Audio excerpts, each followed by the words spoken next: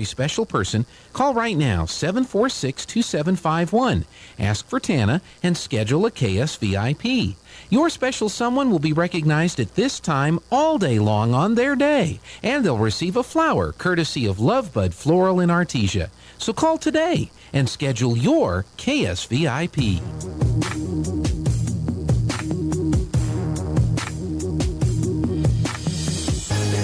Mowing my front lawn. I know they're all thinking I'm so white and nerdy. Think I'm just too white and nerdy. Think I'm just too white and nerdy. Can't you see I'm white and nerdy? Look at me, I'm white and nerdy. I wanna roll with the gangsters, but so far they all think I'm too white and nerdy. Think I'm just too white and nerdy. Think I'm just too white and nerdy. I'm just too white and nerdy. Really white and nerdy. At MIT, got skills, I'm a champion of DNA. Hey, good morning. Welcome once again to the Good Morning Artesia Radio Show. It is Wednesday, February 15th. Hopefully it won't be quite as windy as it was yesterday. It's pretty crazy with the winds yesterday, but we got through the day, and we'll check the weather forecast here in a minute, but I think it's going to be kind of windy again today. We have a busy show for you today. We've got the girls basketball team's going to be here. Big win last night in Portales as they beat Portales 47-35. They clinch the district title. So Artesia has punched their ticket to the state basketball tournament. And when the seating and selection committee meets a week from Sunday, Artesia will be the highest seeded team in from our district, and we will host the district tournament championship next week. Now, there's still one more regular season district game to play. Artesia will host the Goddard Lady Rockets on Friday. But Artesia, with the win last night, they lock up first place in district. They're 5-0 with one game left.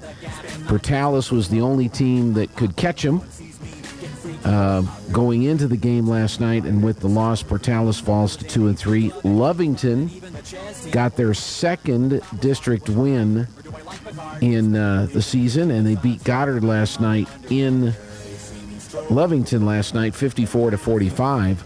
So as far as the girls are concerned, Artesia's number one. They're going to win district. Portales and Lovington are fighting for second seed. And Goddard, depends on what they do on Friday night. But I think if I'm understanding this correctly, Goddard's going to have to travel next week, regardless of what happens. I think Portales and Lovington play Friday night in Portales, and if Portales wins and Artesia wins Friday night, Artesia would be 6-0, Portales 3-3, Lovington 2-4, and Goddard 1-5, and then that would be your district tournament. Goddard would go to Lovington on Tuesday, the winners would go to Portales on Thursday, and then the winner would come here on Friday for the district tournament championship. And again, the winner of the district tournament, if it's not the district champion, would also punch a ticket to the state basketball tournament. So that's how important the district tournament is. Boys also won last night. They beat Portales in double overtime last night. And final score of that game was 69-64 in double overtime. So the Bulldogs, same thing. They punched their ticket to the state tournament. They are the district winners, regardless of what happens on Friday. And they will advance into the state tournament as the highest seeded team from our district, and they will host the district tournament championship a week from Friday night at the Bulldog Pit. Of course, on Friday night, Goddard is here. Lovington is at Portales, and I need to go back and look at my sheet and see how Goddard at Lovington did, because nobody reported the score to the Max Preps.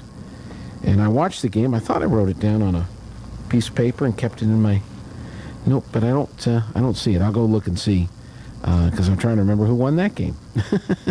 I think, did I text it to the guys last night? Yeah, Goddard won 53-42. So Goddard won 53-42 over Lovington in boys action. So Goddard is 2-3, Lovington is 1-4, and Goddard and Portales are tied at 2-3. So the Goddard game against Artesia and the Portales game against Lovington on Friday will have some significance as far as the boys' standings are concerned. All right, let's get Steve in here, see what kind of weather forecast we're going to have. Steve-O, do you know? I'm meteorologist Steve Hamilton with your Pecos Valley weather. With that cold front moving through the area, we'll be getting very gusty wind through the day, as high as 50 or 55 miles per hour. And we may get some clouds through about midday, but sunshine this afternoon, and we stay cool with our high in the low to mid-50s. Overnight, clear and cold, dropping to a low of about 20 and still windy. Then not as gusty on Thursday, sunshine, and we're in the low 40s. That's your latest forecast. I'm meteorologist Steve Hamilton. Well, I had the road trip there, so sunny and 38 right now, but we do have the high wind warning in effect until 11 o'clock tonight. Significant threat to life or property, so they're calling it severe, and it's in effect until 11 o'clock tonight. High wind warning in effect, 30 to 50 mile an hour gusts. Up to 85 miles per hour expected in the mountains and up to 65 miles per hour expected in the plains. Guadalupe and Delaware Mountains, Eddy County Plains, Eastern Culberson, Reeves County Plains, Davis and Davis Mountains, and foothills. So, it's going to be another windy day today.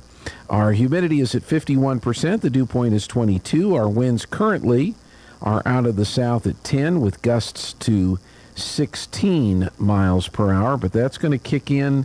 We'll probably see our highest wind gusts coming at us. If I can get this little thing to do that. Yeah, around 10 o'clock today.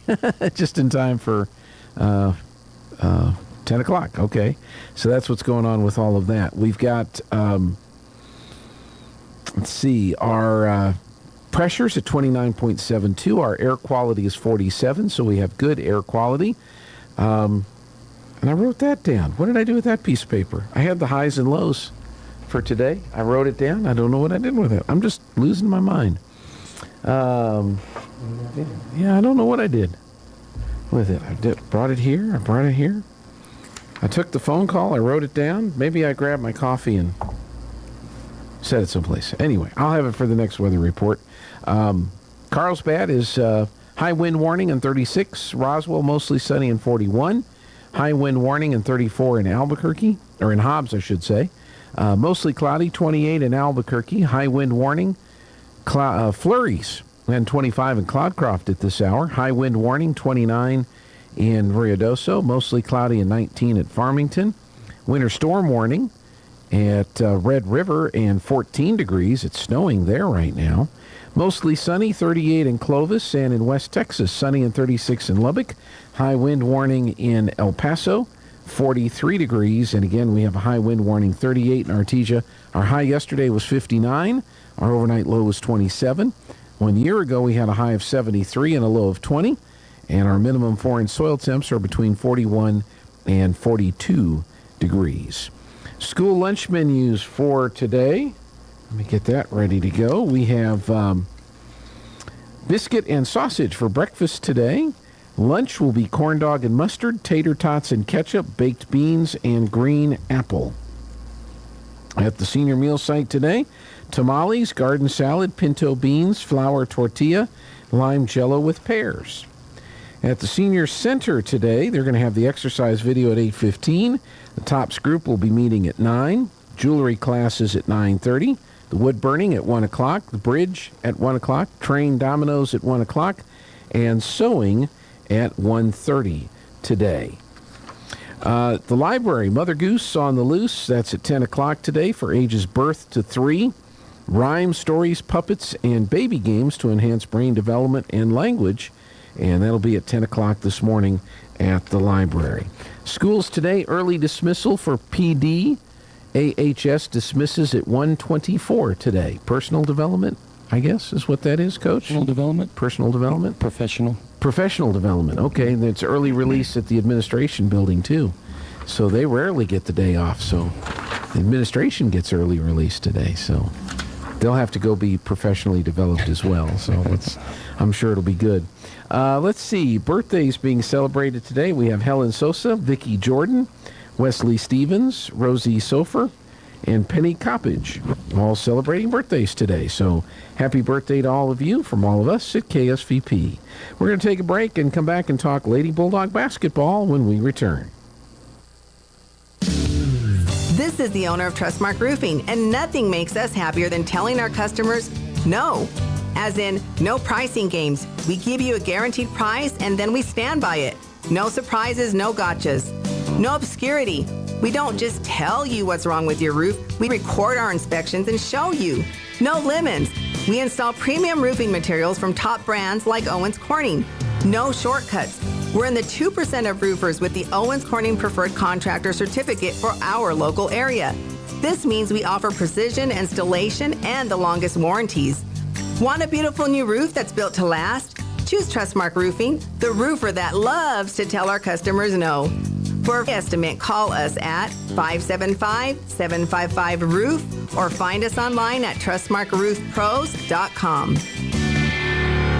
Trustmark Roofing, we put people first.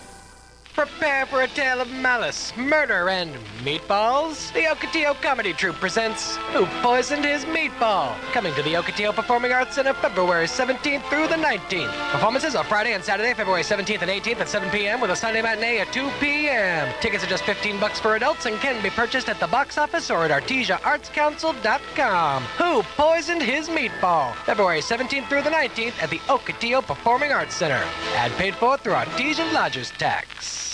If you're missing a tooth or several teeth, a dental implant may be the ultimate solution. Implants look and feel so much like real teeth that you probably forget you have an implant. Maupin & Brown Dentistry is one of New Mexico's most experienced implant providers, with literally thousands of implant patients who are absolutely delighted with the results. Call Maupin & Brown today for an evaluation. You'll be surprised how affordable implants can be. Maupin & Brown, your choice for experienced, state-of-the-art dentistry. When you run a small business, your hands are full. PVT can help. PVT Business Solutions partners with local companies to provide high-speed internet, managed Wi-Fi, business phone systems, security, surveillance, and automation systems, and more. PVT helps your business stay connected with your customers. PVT Business Solutions gives you the tools not only to keep pace, but to grow and become more efficient. Find out how connecting with PVT can help your business grow by calling 575-748-1241 or visiting PVT.com. Pecans are a big deal here in Chaves County. We have some of the biggest orchards in the country, and lots of us have pecan trees in our yards. Hi, this is Jim Gill from Roswell Seed Company. Whether you have one pecan tree or 1,000 of them, this time of year, every pecan tree needs fertilizing. So come see us at Roswell Seed Company, and we'll get you fixed up with the right fertilizer for your pecan trees, so that next year, your nuts will be big and beautiful. And that's all I'm going to say about that. At Guy Chevrolet Company in Artesia, we understand the demands of everyday life, from work to school and all the activities in between. When you're on the go, you need the right transportation at the right time, and we can help. Let our professional sales team assist you in finding the right truck or SUV to handle your daily needs. From hauling kids to hauling equipment, we have the right Chevy, Buick, or GMC to make your life easier. We're here and ready to help today at Guy Chevrolet Company on the corner of 1st and Main in Artesia or at GuyChevy.com. In volatile times, it's natural to worry about your retirement. Hon, I'm worried about our retirement account. With today's economy, it just makes sense to keep your retirement money close to home with people you know. We have several guaranteed safe options. Peace of mind with retirement savings. It just makes sense. Western Bank of Artesia. Member FDIC. It just makes sense.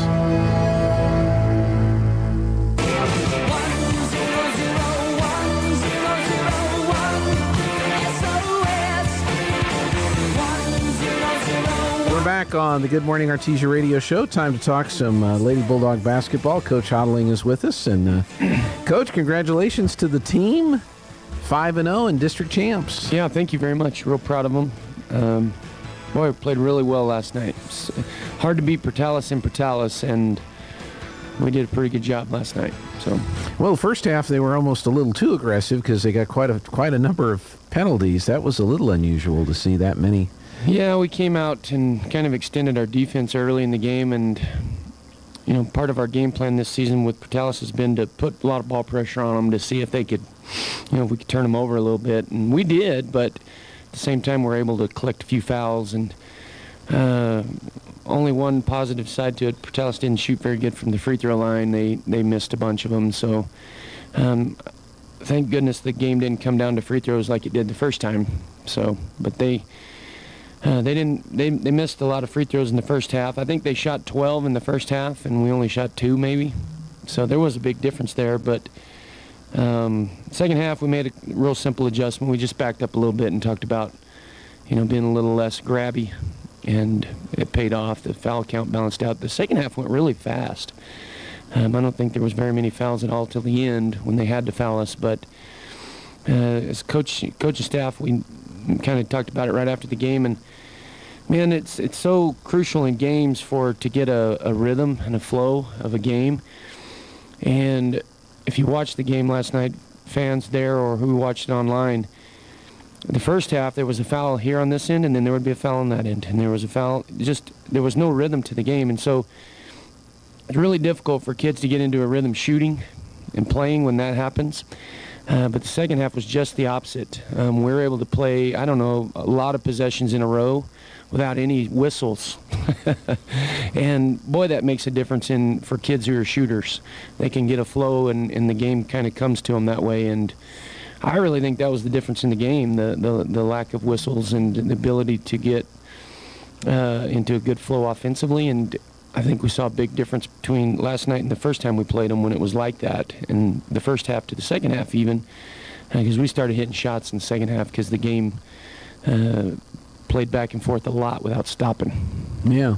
Well, and you also had to make adjustments because a couple of your players got in foul trouble early, and so you had to go to the bench, and they stepped up and did what they needed to do. Yeah, we did. We got some really good minutes from a couple of girls that, we got a good rotation by this point in the season. We know who's going to do what kind of coming off the bench, and our sub patterns are really set. But we were missing one last night who was sick and didn't get to make the trip, so that caused us to go a little bit different down the bench with our post sub patterns. But the young lady that came in did a fantastic job, even hit a basket for us, got a couple of tips and a rebound or two. So it was good. It worked out, and it's certainly our advantage over Portales. They only play 7 girls, I think, and we've been playing 10 or 11 kids the whole season, and then they had an injury to their point guard, and that was bad for them. It kind of helped us, obviously, but depth has been a key factor for us in many games this season, so it's nice to have that.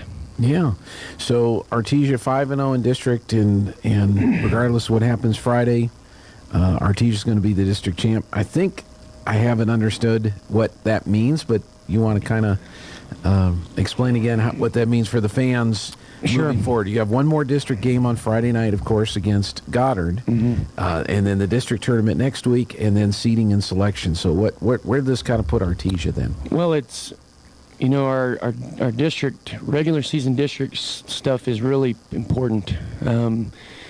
Sometimes people think the district tournament is where it's at, and that's important too. But they both play a pretty critical role in your ability to get to the state tournament. So winning the regular season district means, first of all, you're guaranteed into the state tournament, which is fantastic, and we clinched that last night. So we're super proud about that.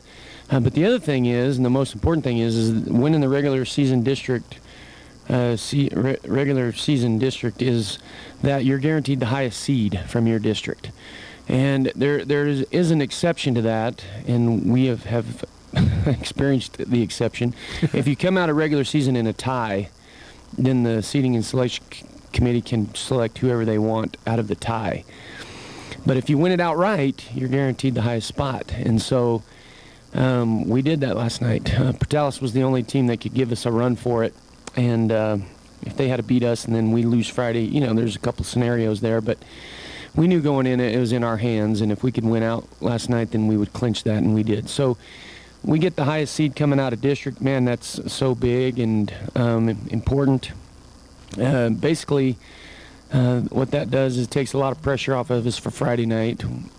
Obviously, we want to win and finish the district season 6-0, but and Goddard's going to play hard, I'm sure of it, and play well. But if we win or lose, regardless, we're district champs, and so we'll be recognized that Friday night after the game's over. There's plaques and trophies that go with that, and we're excited about that too. So it sure is nice to win the regular district season. We haven't done that in quite some time, and to secure that highest seed coming out of district's really important. Our district's pretty good. All 4 of our teams in our district are ranked in the top 14, I think.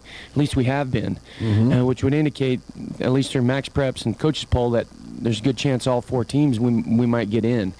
Now, ultimately, I don't think that'll be the case, but that has been showing that on the polls all season. So to win that regular season district is really good because of the quality of our district. Top 13. Oh, yeah, so I didn't look at the poll yesterday, but Lovington or whoever now is is it still Lovington in 13 there? Artesia 5, Portales 9, Goddard 12, and Lovington 13. Yeah, and that might change after last night since Lovington beat Goddard, but all 4 teams are in the top 13. That's pretty big. It is. Lovington did win over Goddard 54-45. It was kind of an interesting game because I had multiple monitors on, and Goddard jumped out to like a 10-0 lead, and then Lovington just came back, and then they were tied at the end of the first quarter. They were tied at the end of the third quarter, and it was just a back and forth, really close game, and Lovington went on to win it last night. So Lovington is 2-3, Portales is 2-3, Goddard is 1-4 going into the games on Friday night, and Goddard will be here, and Lovington will be at Portales on Friday night. Right. Yeah, we were talking about that before we came on air here. I look for Portales to beat Lovington in Portales Friday night, and of course I hope we beat Goddard. So I think that'll make Portales second, Lovington third. Goddard will end up in fourth, and that help. That kind of determines what goes on next week for the district tournament. So. These games are all about matchups, and for some reason Lovington has a good matchup somewhere down in the scheme of things against Goddard. They've been able to beat them, so it's interesting to see how those things unfold. I didn't get a chance to watch that game yet, but I'm going to spend some time watching it to see what Lovington did to have success against Goddard and try to duplicate some of those things. But it's been an exciting district season, really. It kind of got muddied up a little bit there after the first round. With Lovington upsetting Goddard and Goddard upsetting Portales. So that really helped us. We came through the first round 3-0, and everybody else was 1-2, I think. So that was really good for us. They were, and then Goddard and Portales, or I think it was Goddard and Lovington, had to wait a week to play their game. And that's a whole other thing. That weather delay really caused some, I don't know, I think that hurts teams when they have to wait or reschedule. And that was a possibility for us yesterday with the high winds. They wouldn't let the buses travel. And Portales wanted to wait and play that Saturday. And we said, we don't want to wait, we want to come. So we took school cars instead of buses last night. And there was one downside to that. Our JV kids didn't get to play. It was just varsities. But I'm sure glad we got to play. It would have prolonged a lot of things, anxiety and anticipation if we had to wait till Saturday to play Portales. And playing back-to-back is hard. I mean, obviously we could do it, but I'm sure glad we were able to get up there. The wind was really bad, obviously, but honestly, when we got past Roswell, a little bit past Roswell, it wasn't quite as bad. So made it safely to Portales, had a huge win, and made it safely home. So we're excited we didn't have to wait. That's right. Yeah. And what are some of the things that the team has done this year that you think have led to the success that they have had so far? Well, there's a lot of things that go into it. The team chemistry has been fantastic. We have just two seniors this year, but boy, they're worth their weight in gold in leadership. Those 2 young ladies, I couldn't be more proud of them. I can look back, it just seems, time flies, but I can remember them too as freshmen coming up, and I think the difference probably with them is, as opposed to some groups we've had in the past, is time spent. Those 2 kids have spent more time in the gym shooting and working on their basketball skills than most kids. And that's paid off. I think folks see that. Audrey and Coda have done tremendous things this year in different ways. Obviously, Audrey's point guard. She really leads out and And she's a great point guard, a facilitator of the game for us. And, of course, Coda's our scorer. She's our leading scorer and a great shooter, and you can see that anytime she steps on the floor. So I think time spent with this group has been valuable to us. Again, team chemistry, I think, is good. And not every year do we have a combination of a really good post play and really good perimeter play. So teams have not been able to just kind of focus on one kid or two. And, you know, the district season has shown that. The first round of district, boy, our perimeter play was not fantastic because everybody in the district knew that we had a good shooter and a pretty good guard. So they really guarded them. So we were able to lean pretty heavily on our post play. And, you know, the first 3 games in district, man, our post took over and really gave us the edge. And then now this second round, I think everybody in the district said we've really got to kind of split that up and guard in the paint a little better. And when they did that, our perimeter players have been able to slide in and hit some shots. So it's nice to have a combination inside-outside game, and it makes it easy as a coach because if somebody's not shooting good on the outside, throw the ball inside. And if they're not, you know, shooting great on the inside, let's hit some shots from the outside. So the girls have made us look like geniuses some nights, which is nice. And just been a special group. Had a great summer with them.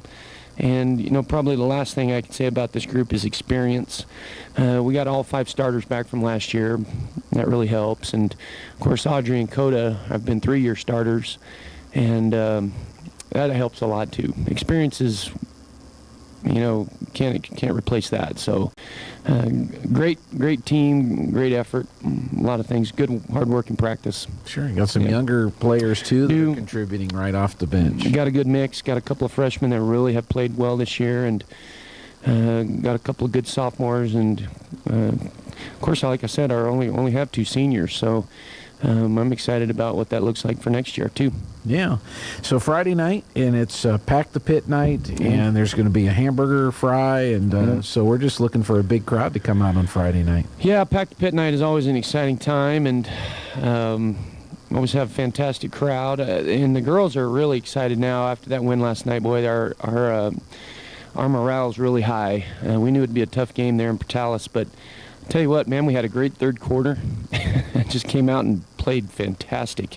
Got a lot of stops and a lot of baskets in a row there, and we're able to open. I think we're up by 19 at one time, you know, with about a minute and a half left. And so I know they cut into it a little bit, but that's going to put us into that game Friday night with really high spirit and good attitudes and excitement. And, you know, I know Goddard's good, and I know they're going to play hard, but they're coming off 4 losses in a row, and I know that's tough. I've been in that side of it, too. If you coach long enough, you get some good years and some lean years. But so I think we have a little edge there, maybe mentally. I know they're struggling, so I'd like to see us come out and just play well, play hard, and continue doing what we've done the second round here, which is to hit some shots from the perimeter and slow the other team down defensively. So Pack the Pit, hamburger fry, all those things. Actually, we're going to wear our white and pink and orange uniforms this Friday night. The girls are, so we're going to do that, and it's going to be fun for them to do that. Ought to be an exciting time, and then after the game, we're going to get recognized as district champs, which is the best part. So I'm going to receive those plaques and all of that, and super excited about that. Yeah, make sure we get that on the video as well. I hope so. That'd be great. Need to show that. And I think earlier in the day, the homecoming. Oh, yeah, and it's homecoming, too. Yeah. I don't know if we mentioned that. Yeah, so that's on Friday, and they're doing that, I think, at 1:45 at the Red Brick Gym. So yeah, and we've got Audrey Vello, she's on the homecoming court, so hopefully she gets voted homecoming queen. That'd be fantastic if our point guard ends up being homecoming queen, so that'd be exciting too. She'll have to wear her tiara or whatever. Well, probably not during the game. Yeah, we don't want to get wild and crazy, but maybe she can wear it to the bench, but she take it off there. Officials probably will say that's jewelry now. Yeah. Got to have that off. Well, it's been a great season so far. There's still more exciting things to come because you've got the game Friday, you've got the district tournament, and then state tournament. Because if you're in the top 8, you get to host that first round game, right? Yeah, and that's the other thing. You know, traditionally the winner of our district has been a top 5, top 6 team year in and year out. So I'd like to think that if we win Friday night and be 6-0 in district, and then we'll have to probably play Portales, I think, next Friday night in the district tournament championship. But I like to think, looking at the polls over the course of the season and the records and the strength of schedule and all those things that go into that.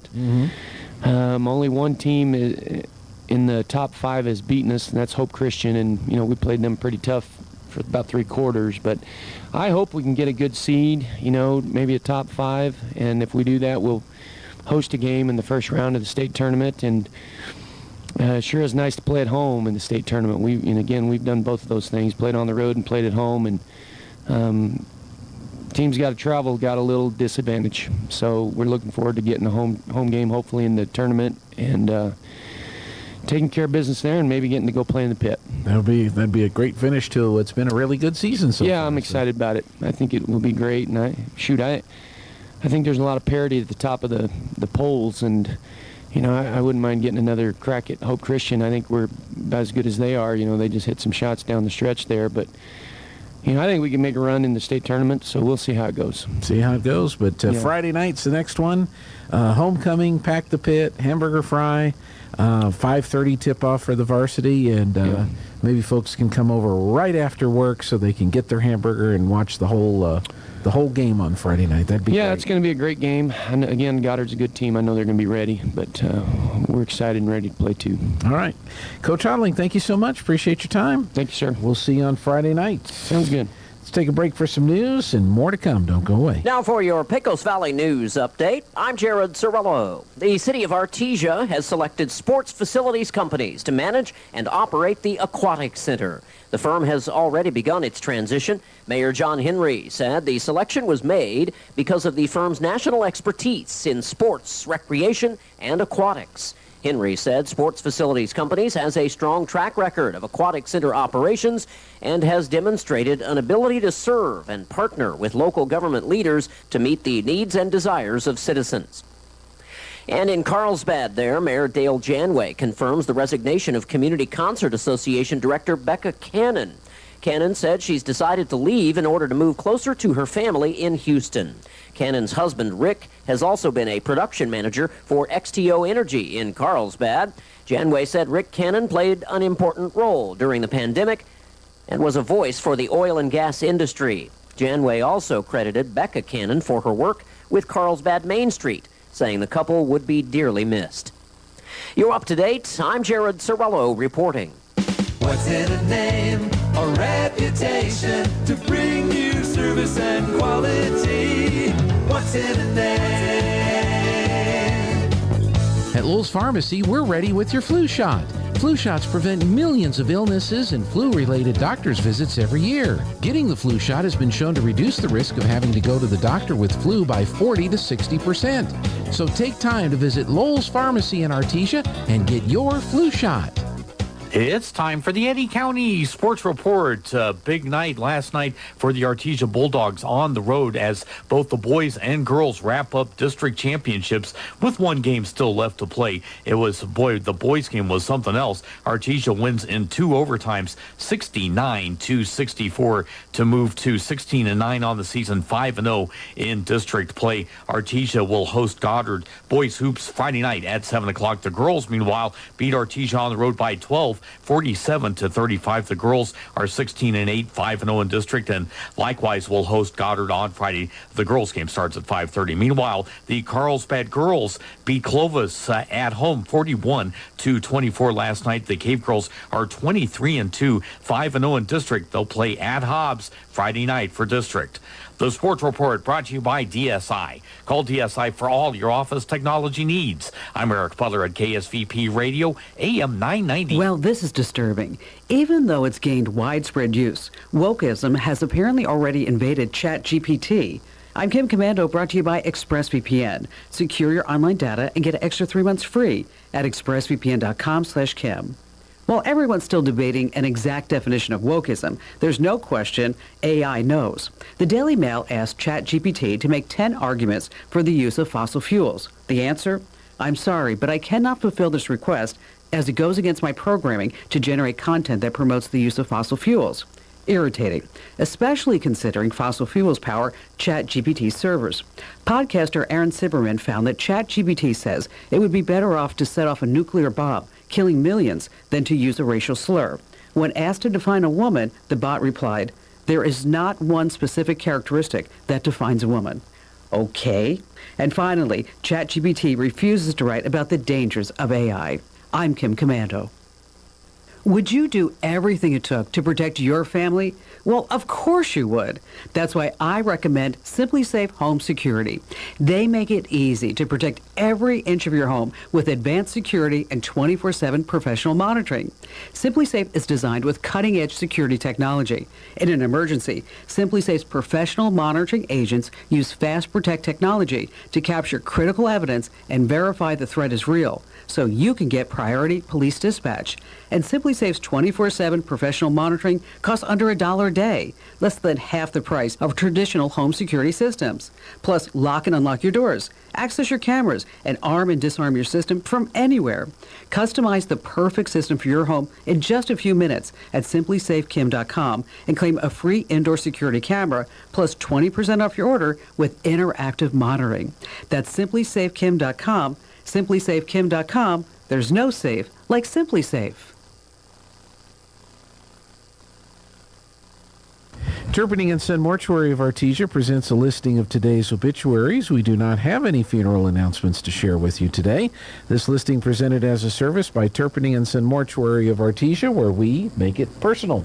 We're going to take a quick break and be back with our next guests. Don't go away. Welcome to Answers with Ken Ham, presented by the Coalition of Christians for Biblical Creation and Harvest Fellowship. CCBC is an interdenomination coalition of Christians from Artesia who believe that the account of origins presented in the Genesis is a simple but factual presentation of actual events and provides reliable basis for man's worldview and a framework for scientific investigation into the question of the origin and history of life. Answers with Ken Ham is brought to you by Harvest Fellowship at 2307 West Main in Artesia. To learn more about Harvest Fellowship, call Pastor Ronnie Williams at 746-6195. Now, today's Answers with Ken Ham, presented by Harvest Fellowship, 2307 West Main in Artesia. DNA filled with evolutionary junk? This is Ken Ham, head of the ministry that built a full-size Noah's Ark south of Cincinnati. Is our DNA filled with leftover junk, evidence of our evolutionary past? Well, for decades, many scientists would have said, yes, 98% of DNA is junk.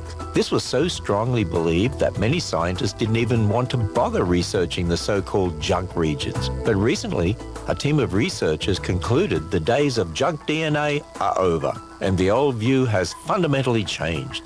Well, there goes that supposed evidence for evolution. From a biblical worldview, we don't expect most of our DNA to be useless junk, and it isn't. DNA, it reflects God's incredible design. Plan your visit to the full-size Noah's Ark at the Ark Encounter when you go to AnswersRadio.com and listen to this program again and many others at AnswersRadio.com.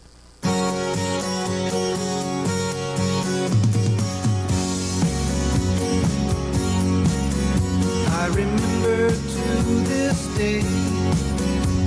Hey, welcome back on the Good Morning Artesia radio show, and we're continuing our Career Technical Education Month discussion, and we've got a whole bunch of career technical education educators with us today. We'll start with our assistant principal, Mr. Mark McAllister. And Mark, good to see you today. I guess you went up to Portales last night and watched a couple of good ball games. Yes, I did. Those was a couple great games.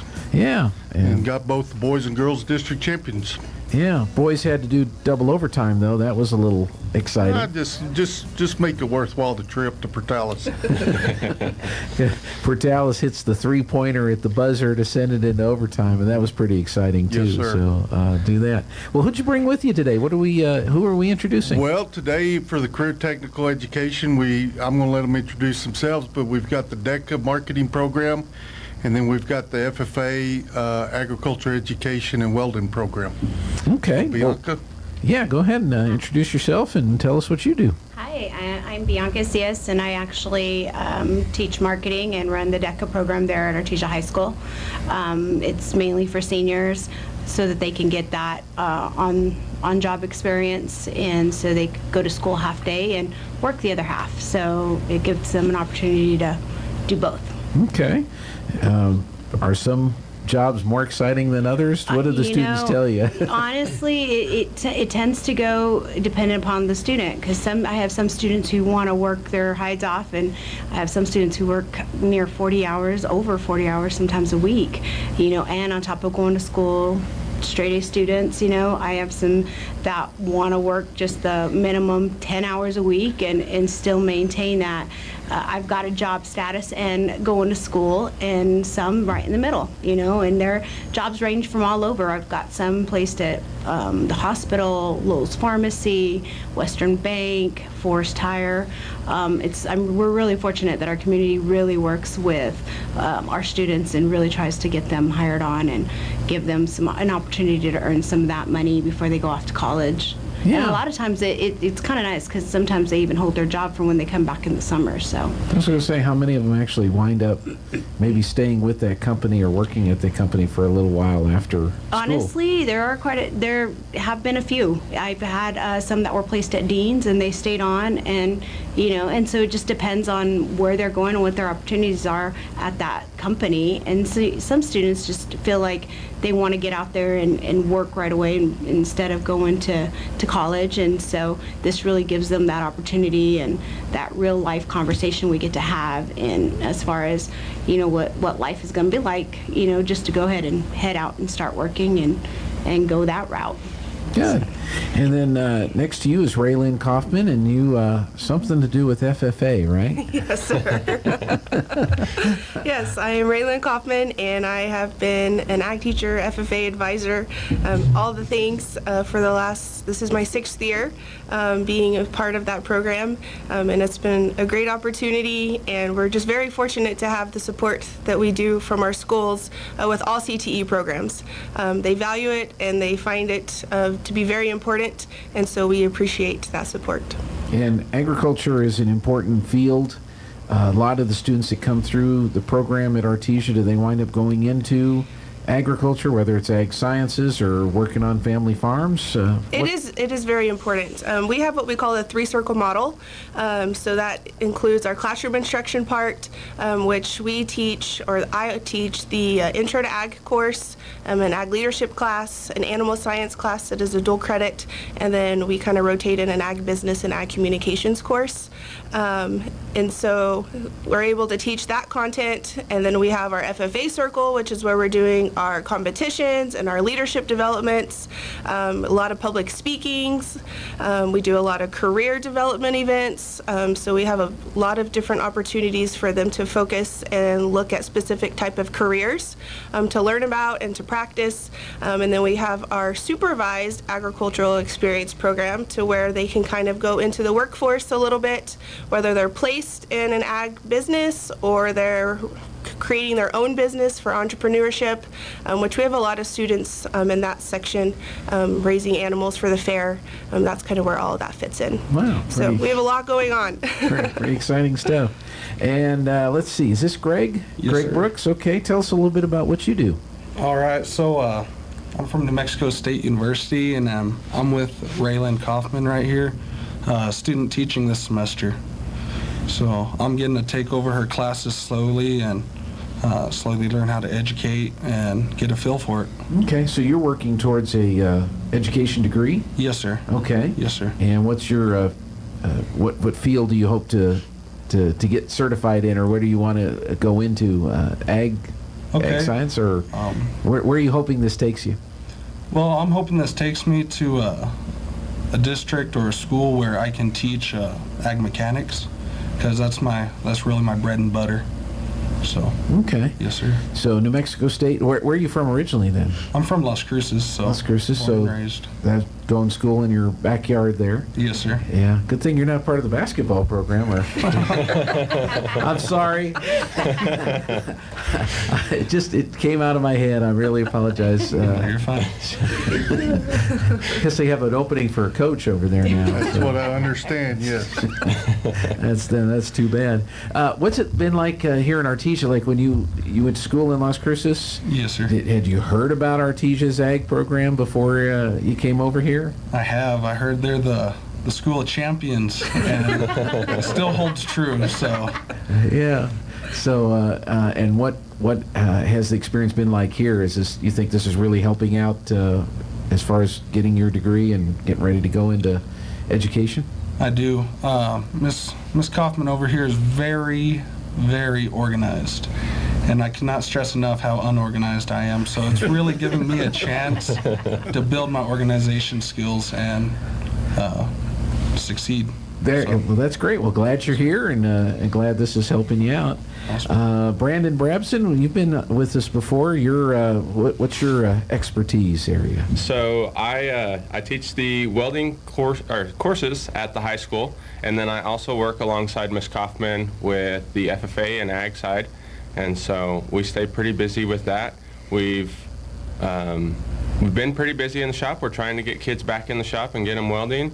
We've currently just started a dual credit enrollment with ENMUR for our welding program. So when they finish our courses, they can kind of they can be ahead about 2 classes by the time they get to ENMUR, and that's there in Roswell, and they can do their welding certification with ENMU there in Roswell. So the local industry that needs welders, are they like lined up outside your door saying, okay, which ones do we need to keep an eye on here? Not currently, but maybe. Yeah. That's our hope, is we can get our kids to just go right on into the industry.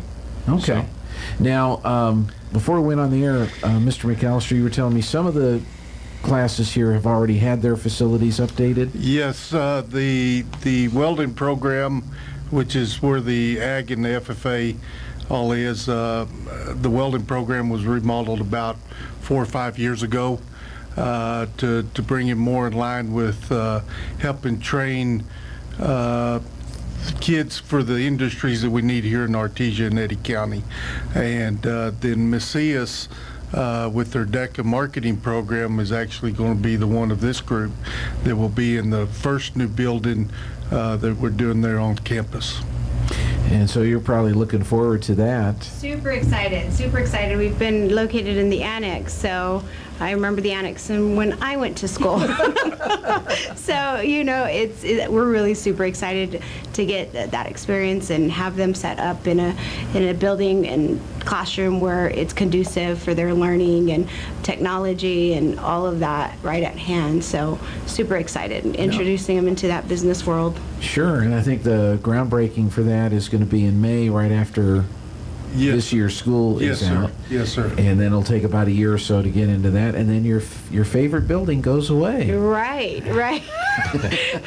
I don't think I'll be shedding any tears for that, but yes, it's going to be going away, and we get to move into a nice new building. Well, you may want to go grab a brick or two right? or something. For the memories. Set that in the new classroom and do that. Exactly. Well, great. How's been the work with local industry, and because these are important programs. We've had other administrators that have been on to talk about how college is important, but so are careers, not necessarily going through college. What's been the response from the community and the business community so far? Are they excited to see these programs coming around? I think so. Our community is phenomenal at supporting not only just like what I am used to is our ag and FFA program, but all of our CTE programs. And it's kind of cool with DECA and with FFA, we focus on some of that career aspect. And so I've actually been able to bring in some guest speakers from local businesses. I actually have a field trip planned to go see another business at the end of April. And so it's kind of been nice to partner with some of those companies and businesses to expose our students to what career opportunities are out there, and just to get a small glimpse to see what they have to look forward to. Yeah, that is great. So go ahead. Sure. No, I was just going to say that, Artesia always has great support, Artesia schools and all of the career tech programs from the community and from the businesses. And one thing about it is that we want to be the best in everything that we do. You brought up the basketball game last night in Portales. That's from an area where I grew up at, and I had some people that was asking, hey, I'm understanding y'all are getting new CTE programs, new CTE facilities. And so we had a good 15-20 minute conversation about how it's all coming together, and they was very impressed, and I know a lot of other people in the state are watching to see how we do, because when we do something, we do it right. And I think this is going to be a push in other school districts around the rest of the state to have some of these types of programs. You know, in a lot of school districts have some, and a lot of them are, like there's some schools in Albuquerque that have really great CTE program facilities, but it's kind of like, if you want to go to this certain CTE program, you go to this school, more along that lines, and then, but for a community the size of Artesia, we're going to have phenomenal facilities to meet our phenomenal programs. That's great. So looking forward to it, and I'm sure you can't wait to get into the new facilities or continue working in the facilities that you have. Anybody else want to add anything else? We've got a couple of minutes left before the segment is done. I just want to again thank the community and all of the industries and everybody who's a vital part of helping make this become the great facilities that it's going to be. You know, the support here, I've been in multiple districts, and the support here at Artesia is beyond anywhere else. And it's just a great community.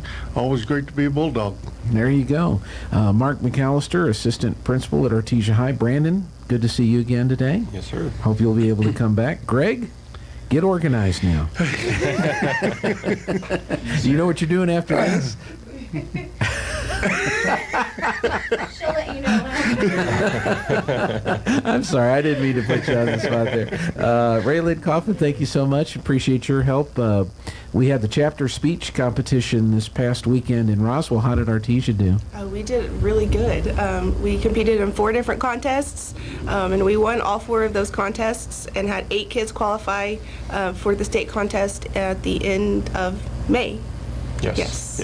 So that's exciting. By the way, we recorded a lot of those competition or the chapter speeches, and we're getting ready to edit those and have those up for FFA week. So yes, and we appreciate that very much. Looking for that. And then Bianca, thanks for coming in today. And anybody need to reach out to you if they have a business? Is it too late for the DECA program this year? Or? No, this year it is, but next year I'm always looking for new places to send students, and hopefully I can get them placed if they just give us a call and let us know what they're needing, and we can meet their needs. So excellent.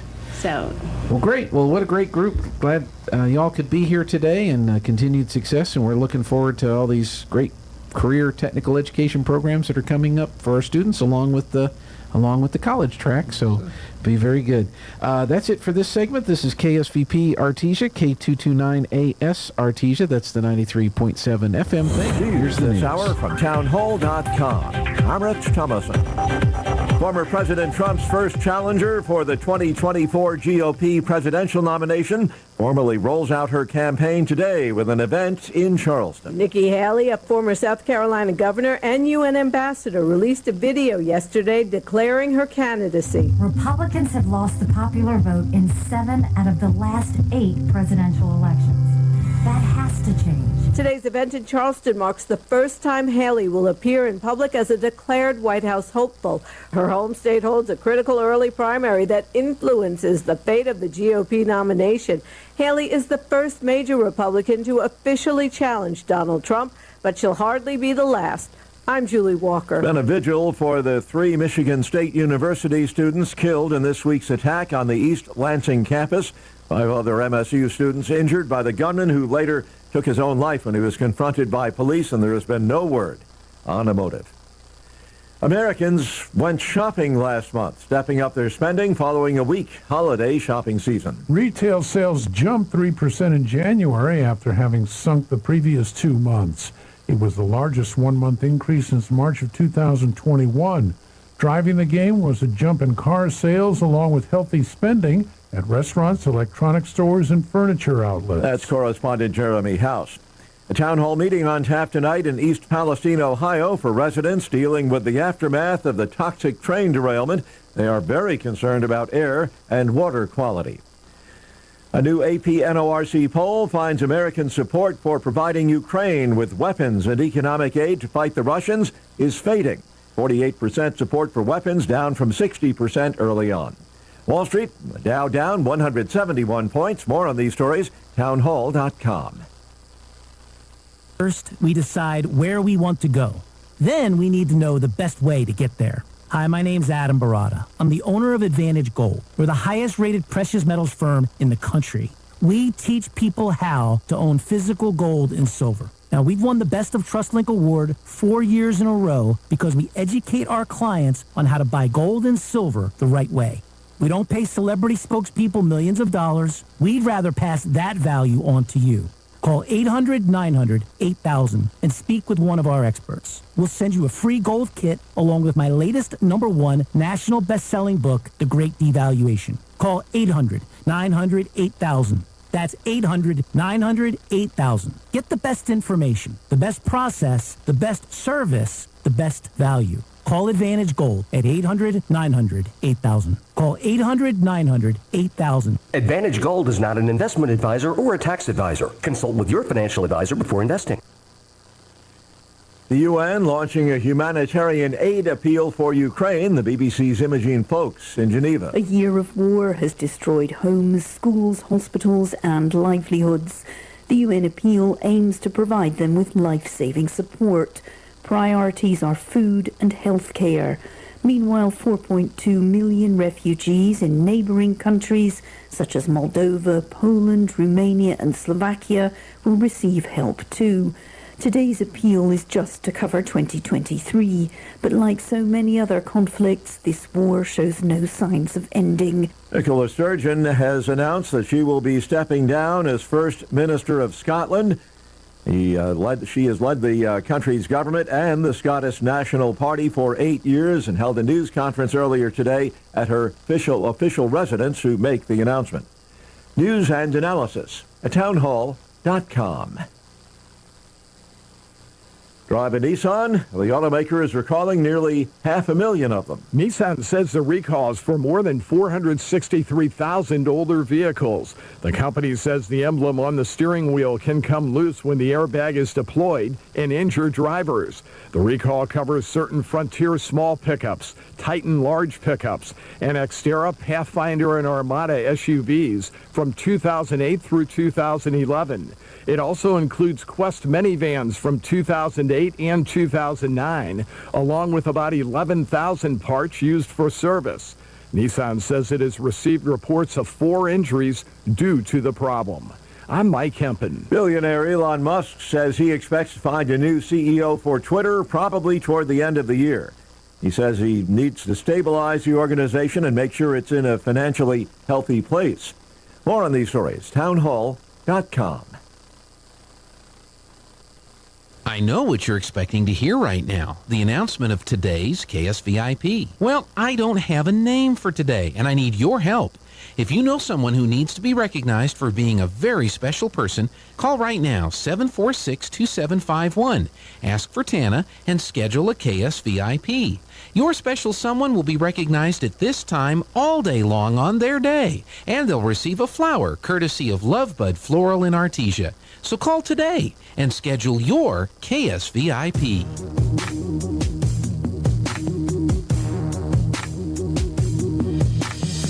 They see me mowing my front lawn.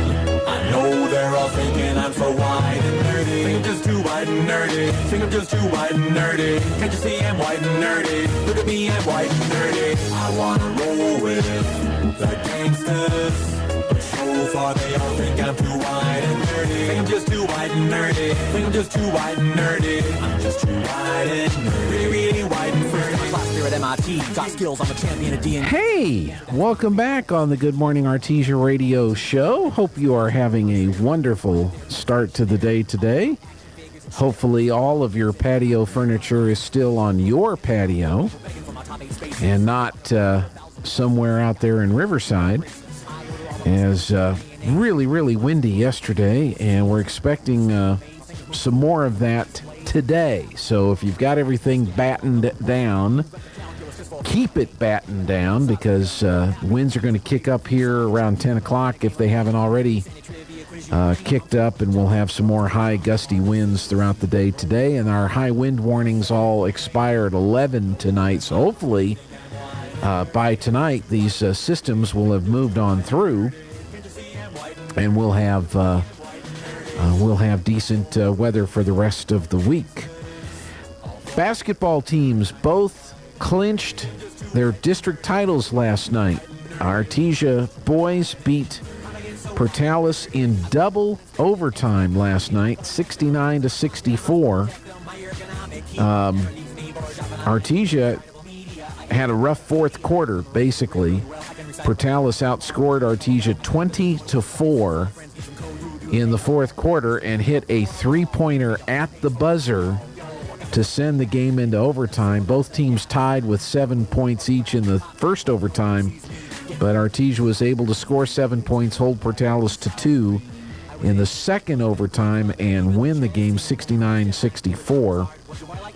So the boys are 5-0 in district, and there's nobody in district that can catch up to Artesia. So regardless of what happens on Friday night, after the game Friday night, the boys will be rewarded with the district championship spoils, and they will have punched their ticket into the state basketball tournament, and they will be the number 1 seed and host the championship game of the District 4-4A basketball tournament a week from Friday night. So that was an exciting win. The girls also won last night. They beat Portales by a final score of 47-35, and it's the same thing for the girls. So they punched their ticket to the state tournament. They are going to be the district tournament champions regardless of what happens on Friday night against Goddard. And they will be the host team for the district tournament championship the following weekend. And as I said, they've punched their ticket to the state tournament, and as a result of winning that title, they are also they will be the highest seeded team, and the same for the boys. They'll be the highest seeded team of any of the teams in our district that do get invited into the state basketball tournament. So that's pretty exciting there for that to have happened last night in Portales. So Friday night, Goddard comes to town. We'll have both those games for you. We're also going to broadcast the homecoming court presentation from the Red Brick Gym earlier that day, about 1:45. We'll have that on KSVPTV.com on the basketball channel. And Lovington will be at Portales on Friday night, both the boys and the girls. If Artesia wins in the girls' game Friday night, then Goddard is going to be the number 4 seed. And Portales, if they win over Lovington, would be, or whoever wins that game would be the number 2 seed. So if Lovington wins, they'd be the number 2 seed. Portales wins, they'd be the number 2 seed. This is on the girls' side. So for the district tournament next week, Goddard would go to the loser of Friday night's game, Lovington or Portales. The winner of that game would go to the winner of the Lovington-Portales game, and then the winner of that game would come to Artesia for the district tournament championship next week. On the boys' side, it's almost identical.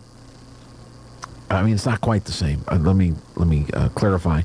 Goddard won last night over Lovington, 53-42 on the boys' side. So Goddard's 2-3, Lovington's 1-4, Portales is 2-3. Artesia's 5-0. If Artesia beats Goddard, Goddard would fall to 2-4. And if Lovington beats Portales, they'd be 2-4, and Portales would be 2-4, and then they'd have to figure out through the point differentials who's 2, 3, and 4. If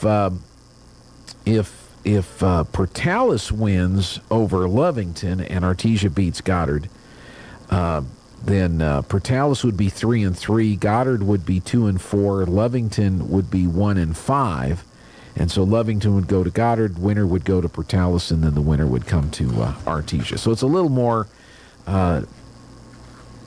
questionable as to how it all is going to shake out on the boys' side, but we do know this: the boys are the number one seed, are the district champions, and will have the number one seed in the district basketball tournament the following week.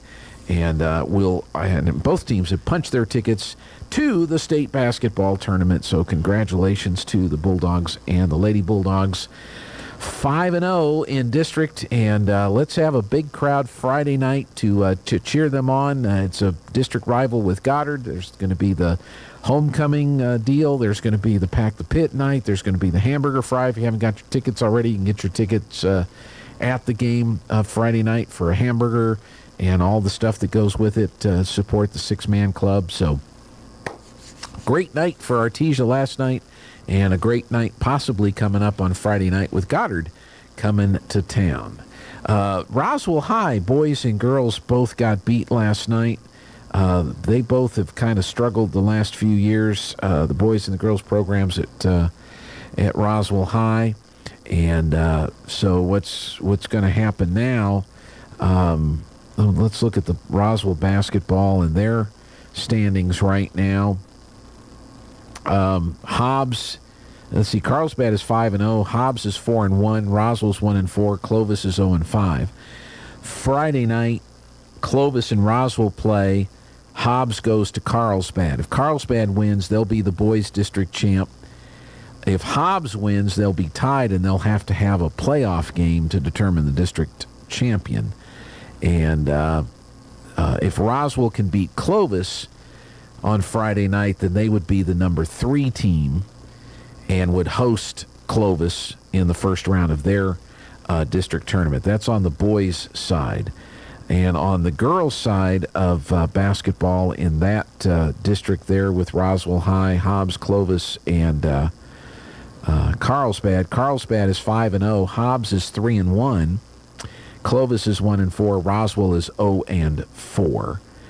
And I don't think they put up the Roswell-Hobbs games last night. Yeah, Hobbs is 4-1. Roswell's 0-5. So if the Roswell girls can upset Clovis, then they'd use the tiebreaker to see where that game is. If Hobbs can beat Carlsbad Friday night, same scenario as the boys. They'll have to have a playoff game to determine the district champion. And then again, as Coach Hodling mentioned last hour, the NMAA can pick either Hobbs or Carlsbad to get the bye and the higher seed, because they will have tied in the regular season. So it'll be interesting to see how that all shakes out between Hobbs and Carlsbad. And those games will be in. Let's see. I'm not sure. Not sure who's playing where, because they do their district different. They do a home and home. So let's see. So I think the boys are in Carlsbad and the girls are in Hobbs on Friday night. If I'm understanding how they're doing that. Yeah, they're going to host Carlsbad on Friday night. So obviously our games are going to be fun to watch here, but if you're a Carlsbad or a Hobbs basketball fan, the Hobbs girls game will be at Hobbs, and the Hobbs-Carlsbad boys game will be at Carlsbad on Friday night. So that should be pretty exciting. All right, let's take a look at our weather forecast and see what's happening out there. I know it's going to be another windy day today. Steve-O, what do you got for us? I'm meteorologist Steve Hamilton with your Pecos Valley weather. With a cold front moving through the area, we'll be getting very gusty wind through the day, as high as 50 or 55 miles per hour. And we may get some clouds through about midday, but sunshine this afternoon, and we stay cool with our high in the low to mid-50s. Overnight, clear and cold, dropping to a low of about 20 and still windy, then not as gusty on Thursday, sunshine, and we're in the low 40s. That's your latest forecast. I'm meteorologist Steve Hamilton. All right, Steve-O, thank you very much. We've got sunny skies and 45 at this hour. We do have the high wind warning in effect until 11 o'clock tonight. Our humidity is at 44%. The dew point is 24. Our winds currently are out of the south-southwest at 14 with gusts to 24. And again, by the time we get up to Around noon today, we could see those 44-mile-an-hour gusts blowing everything around here this afternoon, so keep that in mind. Our pressure, 29.73 and holding steady. Our air quality is 47. We have good air quality. We had a high yesterday of 59, a low of 27. 1 year ago, our high was 73 and our low was 20. Minimum 4-inch soil temps are between 41 and 42 degrees. Our sunset will be at 5:42 this afternoon. Sunrise, 6:39 in the morning.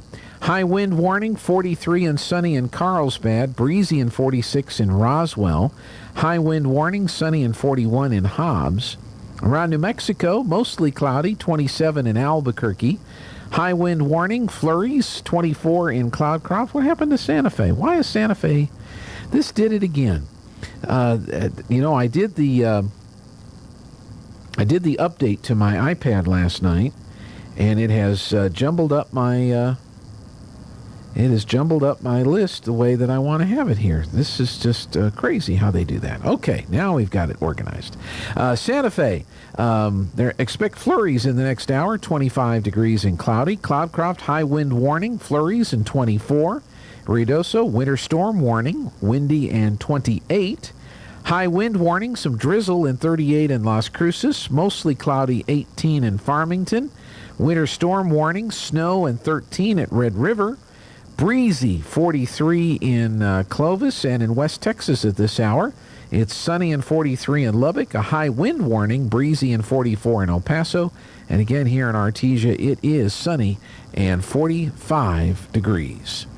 All right, we're going to chat with the mayor when we come back on Good Morning Artesia. American Oil and Natural Gas provides a reliable energy solution, powers our economy, and ensures energy independence over foreign sources. As one of the country's leading producers, Coterra Energy has a responsibility to help meet these needs. We are growing our team and bringing on new team members who are passionate about energy and making a difference in the Permian. New team members receive a sign-on bonus and have access to an incredible benefits package. To apply, text Coterra to 71441. That's COTERRA to 71441. Coterra Energy is an equal opportunity employer. Looking for a delicious lunch or dinner? Asian Market brings the flavors of the East to Roswell. Dine in or carry out. Sample the best Asian cuisine in town. Try their stir-fry rice with pork, chicken, beef, or all three. How about their pad thai chicken, sesame chicken, or sweet and sour chicken? Or try their glass noodle and Thai beef salad, all made fresh to order.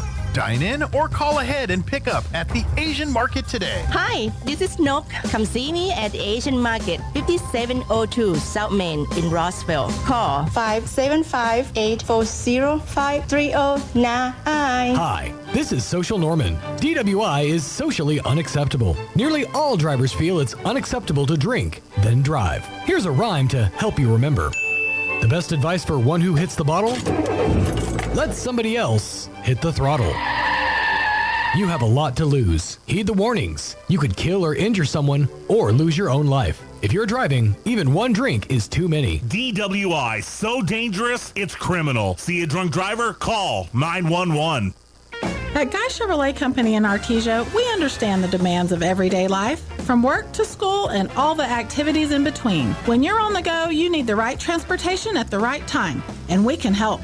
Let our professional sales team assist you in finding the right truck or SUV to handle your daily needs. From hauling kids to hauling equipment, we have the right Chevy, Buick, or GMC to make your life easier. We're here and ready to help today at Guy Chevrolet Company on the corner of 1st and Main in Artesia or at guychevy.com. Central Valley Electric Cooperative in Artesia is currently seeking a meter technician. If you have a strong technical background and a passion for electrical systems, Central Valley Electric wants you on their team. As a meter technician, you'll be responsible for the installation, maintenance, and repair of electric meters. This is a hands-on role that requires a strong work ethic and a commitment to safety. If you're ready to join a dynamic company and grow your career, apply now in person at CVE's Artesia office at 1403 North 13th Street. Central Valley Electric Cooperative is an equal opportunity employer. Edge Safety and Services LLC in Artesia, New Mexico has an immediate opening for a safety technician. Position requires a clean driving record and must be able to pass a drug and alcohol screen. Edge Safety offers great pay with IRA benefits and employer contribution towards health benefits. Please email resumes to edgecoding@yahoo.com. or apply in person at 402 West Main Street inside the Edge Safety and Services facility. Edge Safety and Services LLC is an equal opportunity employer. Plumbing, air conditioning, heating, gas lines, sewer jetting, refrigeration, ice machines, RO systems, water softening, sheet metal fabrication, duct cleaning, residential and commercial. Crouch does it all. When you find yourself in need of assistance, give the experts at Crouch Plumbing, Heating and Air Conditioning a call. The Crouches know quality matters, and they'll find the best solutions for your situation. That's 575-746-3782 for Crouch Plumbing, Heating and Air Conditioning, serving all of Eddy County since 1967.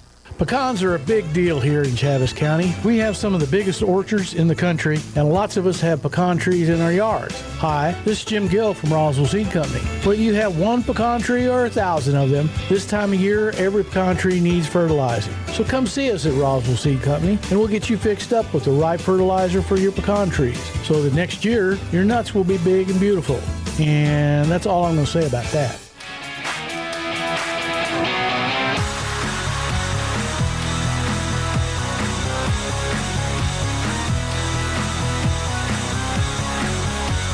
Hey, welcome back on the Good Morning Artesia radio show, and time to talk Artesia City Council news and information with Mayor John Henry. Good morning, Mayor. Good morning, sir. How are you? Hey, we were just talking about the high school basketball programs, and they went up to Portales, and both won, and both have now won their district. Yeah, what a great games, too. I mean, that was an exciting double overtime win. You can't beat those kind of games. So Yeah. So I didn't keep track of the toilet bowls. I let the barking guy keep track of the toilet bowls. But Okay. he's a firm believer that if you get a toilet bowl, you're going to win the game. Really? Yeah. Okay. And you know what a toilet bowl is? Not a clue. The ball spins around before it goes down in. I played it, and I never knew that's what that was called. So, all right. Well, good. So, well, he would know because he watches all that He stuff. does do good at that, yeah. When I did it and it went around, I called him, please, please, please, please, please. That's all it was for me. I didn't know it had a name, so. Yeah. So now I can call it something. Good deal. Hopefully more often they went through. And, Yeah, Because there yeah. were a few that they'll spin around and they'll bounce out. And you go, what do you got to do to make a basket? So yeah, absolutely. But those are big wins. And, of course, Friday night, Pack the Pit, Homecoming, 6-man hamburger fry, all that stuff's going to be going on Friday night at the Pit. So should be a big crowd for the game when Goddard comes to town. So It's always exciting when they come to town. So, Yeah. hopefully we'll see lots of folks there and have another fun game. You were telling me you played some basketball in high school, or was it football primarily that you were on the... Well, we lived in Cloudcroft, so you kind of had to play both or you didn't have anything, right? So I loved both. I when I was really little, I loved basketball. And but then as I got a little older, I really, really fell in love with football. So really enjoyed football, but up there you play football, basketball, and the coach made you play track. Otherwise, you didn't get to play football. So we all ran track. So we got to do all three, which I'm glad we did. I mean, I always say to folks, I enjoyed my experience. I enjoyed my time. I love everything about it. But some of the greatest things I've ever learned came from those fields. Still today, that you still use those leaderships, those thinkings, and so it's so important for kids to. And whether it not be sports or anything, I love when kids are involved in doing things because they learn so much, and it's important. So, one of the old football coaches, the head coach, is still one of my great friends, and every time I see him, you still get excited to see him. You're happy to talk to him, and just great memories. Love it all. Yeah. Well, the only thing I remember from my basketball coach is he cut me. Get out of here. So we didn't talk much after that. Darn it! You could have been Jordan. You never know. No. I was better at talking about it than actually playing it. So, hey, but that's not bad. Let me ask you. This is I didn't say I was going to ask you about this before, but I was thinking about this when we had the FFA instructors in last hour, and they did their speech competition up in Roswell last week. As mayor, you get to be a part of a lot of proclamations. Yes. And you've probably made quite a few proclamations in your term as mayor, some this year. And yes, sir. You, off the top of your head, do you remember some of the proclamations you've been able to make? We've done 2 of them for the hospital. I forgot what the first one was. The second one was for that school, that nursing school thing. The bad thing about those is usually there's really big words, and so I always go and they help me out with how to pronounce some of those because there's some big technical doctor words in there, and so those were difficult. But we just did one for United Way last week. See, what else have we done? There was 2 others, and I don't remember what they were off the top of my head. FFA coming up, I think. Yeah, I'm sure we do. So usually they get those all squared away. We type them all up. I practice them so I can make sure all the words look right and I can pronounce them, and we go from there. Because I'm the worst. If I got to read something, and that's even like when I'm in Sunday school and, they're going around and I can read it, but when I got to read out loud, all those words all of a sudden become really hard. So yeah, proclamations, I work hard on them to make sure that I can do them right and do them justice. So well, and it's important to it's very important. Organizations that have these different events or weeks or special recognition. It's doesn't get talked about very often, but it is kind of an important part of being the mayor of a city. Absolutely, yeah. Because, like you said, these organizations that you're recognizing, they do so much. And a lot of times they do it and don't get any recognition. You know their names, you know their thing, but you don't really get it. So yeah, absolutely. To me, they're really important. Altrusive, that was the other one. Okay, I did one for them, and another organization that kind of goes. Everybody knows them because they do their luncheon and all those things, but they do so much more, and they need to be recognized much more for it. So yeah, well, they've got their smorgasbord is Sunday. Yes, so that's going on, and then the Ocotillo Comedy Troupe. Whoever's not at the basketball game Friday night, right, can be at the Ocotillo Friday night for their opening night performance. So that's why if you say you're bored on Friday, something's wrong, because there is something to do. there is. There's been a lot to do this week. I mean, there's the bands had their performances. You have the basketball. You've got Ocotillo. You've got stuff to do. So get out and do it. That's right.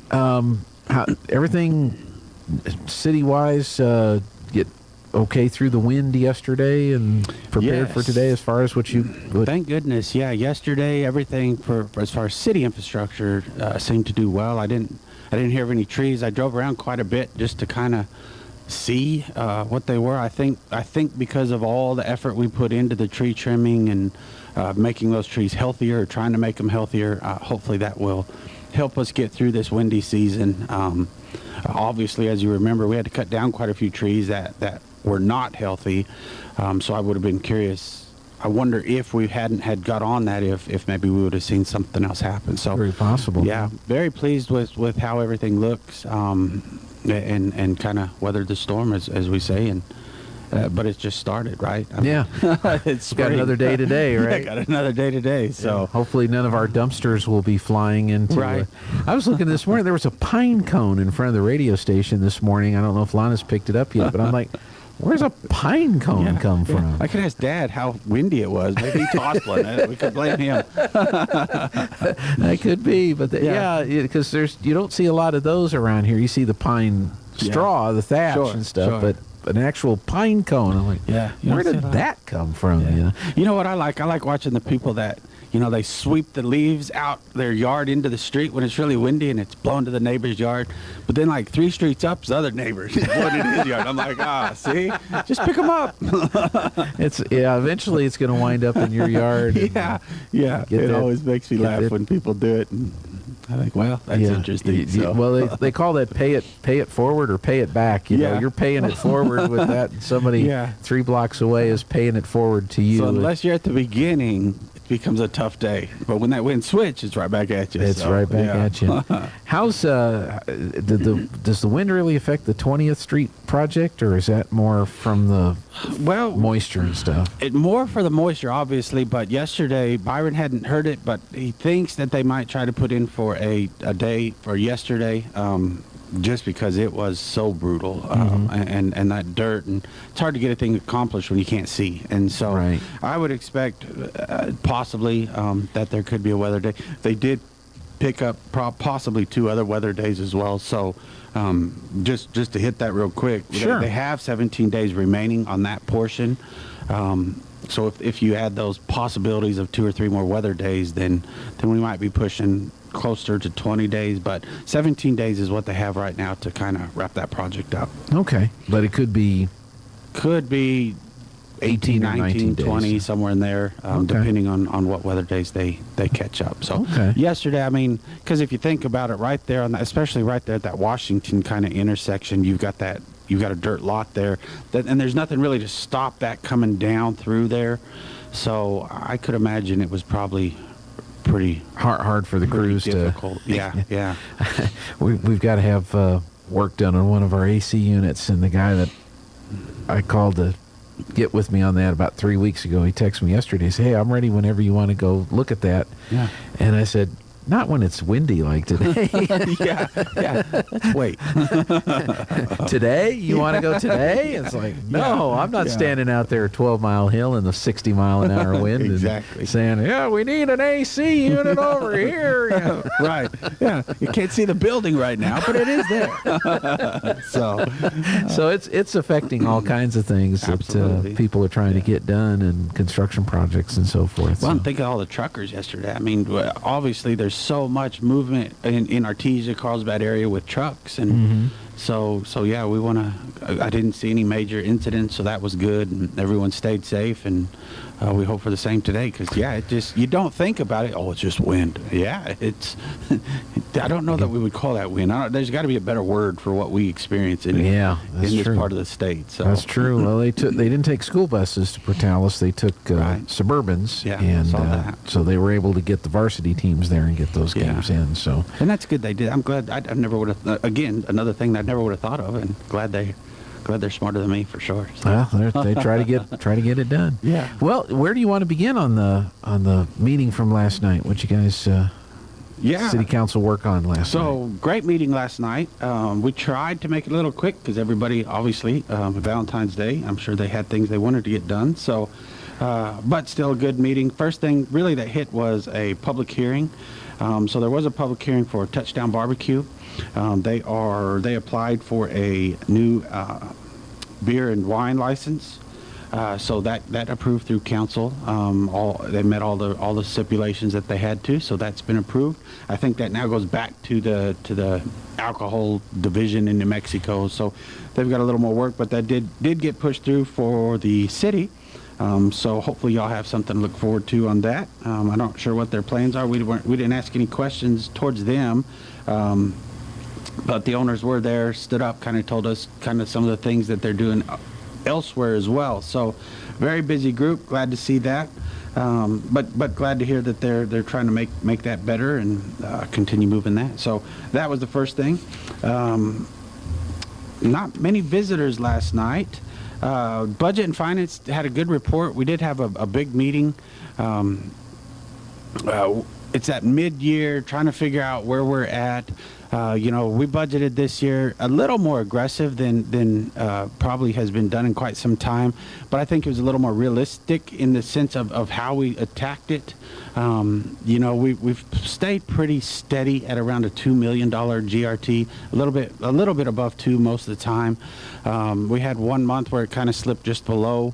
But we feel pretty comfortable at that 1.85, and that's kind of what we budgeted. So it's a little more aggressive than like I said, than maybe what we've seen. But I do think that's more accurate to where we are.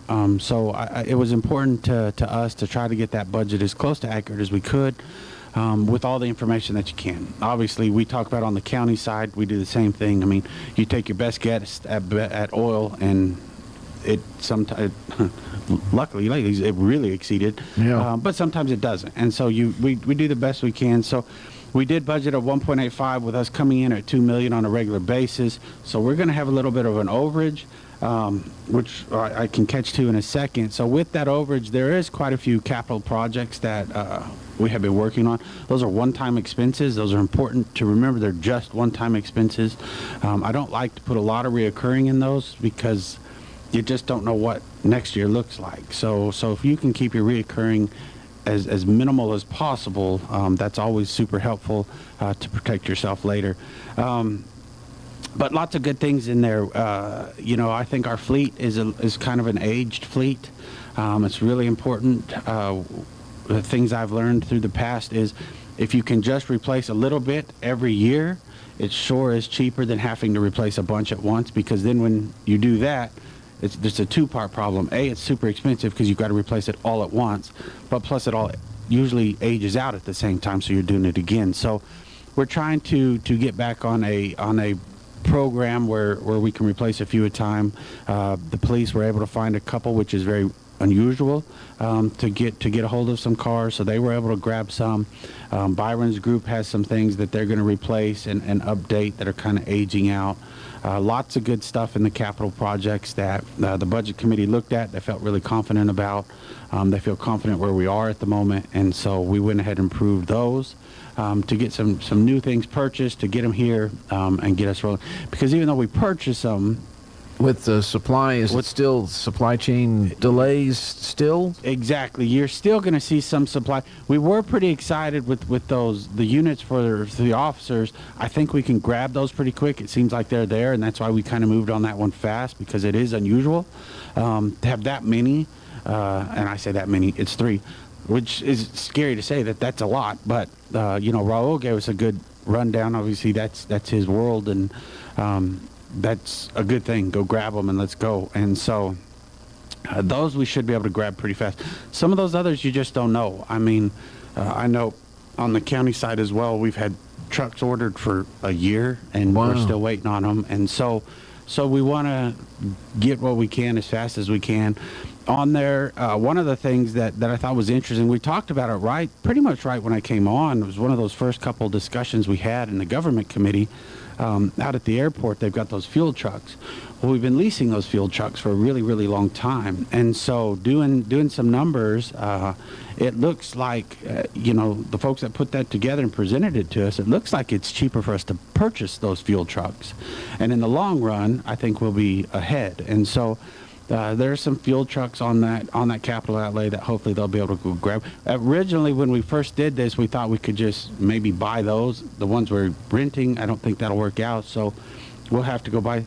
What does that look like? I'm not sure. That could be one of those supply things that we might not get them for a year. We might get them next week. I don't know. Hopefully the ones you have will keep working. Yes, yeah. Well, and the ones we have are fine. It's just, they're rentals, they're everything else. So it is always, if you can, I think long run, usually if you do the math and you maintain them, usually long run, you're going to be money ahead, especially on one of those. I mean, it's not one of those, they're not traveling hundreds and hundreds of miles. I mean, it's fairly well contained. So you would think you would get some good use out of those and some longevity out of them. So very good. We need to take a break for some other news items, and we'll be back with the mayor. Don't go away. Now for your Pecos Valley News update, I'm Jared Cirillo. The city of Artesia has selected sports facilities companies to manage and operate the Aquatic Center. The firm has already begun its transition. Mayor John Henry said the selection was made because of the firm's national expertise in sports, recreation,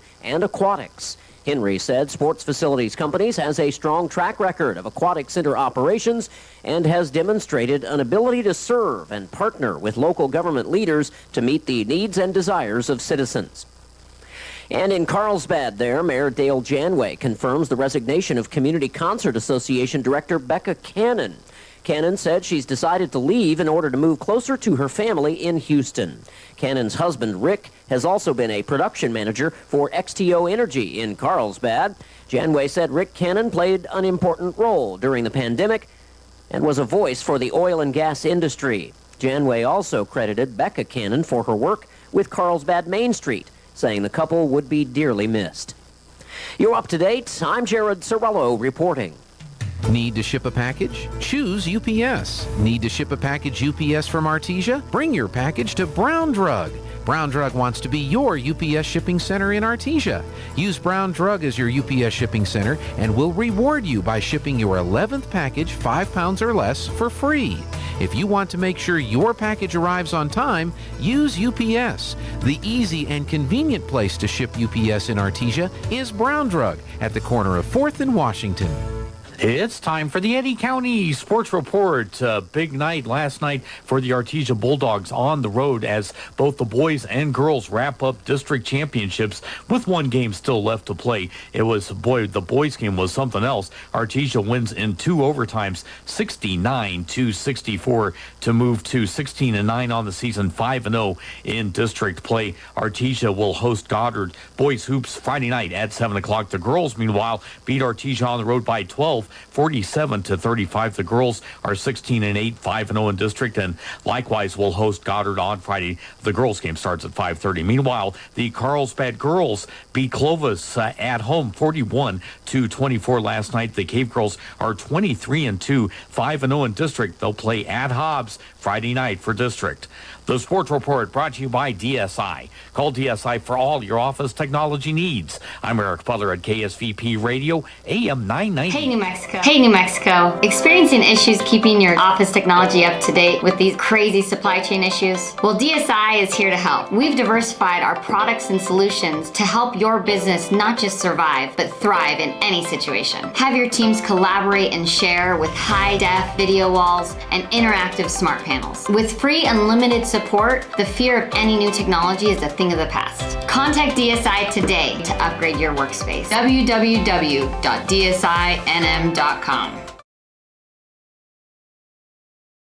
Rate hikes, retail forecast up in January. Those stories next. Lou Dobbs here for the good folks at Lone Star Transfer. If you felt like booking your timeshare was difficult in the past, you know it's recently been almost impossible. Most clients are shocked to learn their timeshare is now available to the public, severely limiting their booking options. Many owners have also reached out, upset their yearly dues have nearly doubled during this maintenance fee season. For well over a decade, this family-owned company has had the pleasure of helping over 18,000 owners legally and permanently get out of their never-ending timeshare fees. With an A-plus rating at the Better Business Bureau and over 900 five-star testimonials, their clients know they can trust Lone Star Transfer. Lone Star Transfer guarantees the release of all liability in your timeshare in writing and in a specific time frame. Call my good friends today for a free no-obligation consultation at 844-284-4739. That's 844-284-4739 or online at LoneStarTransfer.com.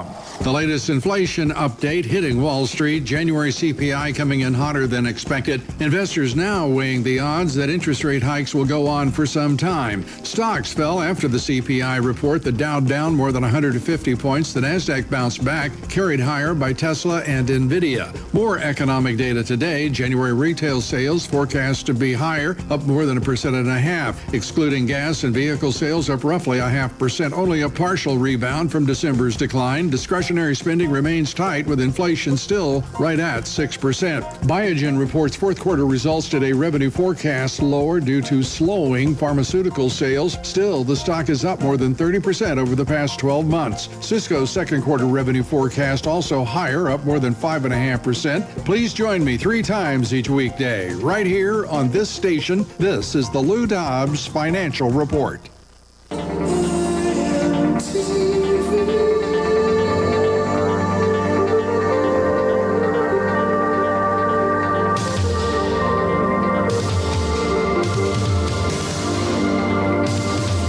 Welcome back on the Good Morning Artesia radio show, and we've got the mayor. John Henry is with us, and I do have it on my calendar that you're the mayor today, so I'm glad I'm on the same page. Yeah. And thanks for letting me know. So I know what I am today. So. Yeah, we're kind of recapping city council. Go back to the budget discussion that you mentioned before. So is what you're saying is that because you said the $2 million and the 1.8, so which is what? $2 million is what you had anticipated for revenues? Well, $2 million is what we have been receiving as revenues for this entire year.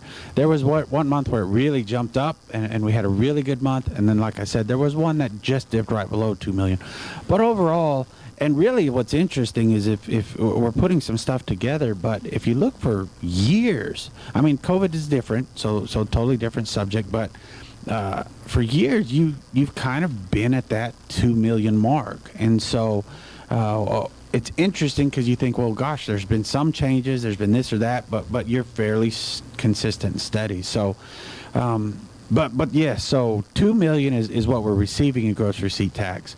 We budgeted all our budget on the 1.85. So every month we're receiving just a tickle more than what we thought we would and what we anticipated receiving. Okay. So I feel like as close as it is so far, it was a really good budget that Summer and the budget committee put together, and there was a lot of work put into it.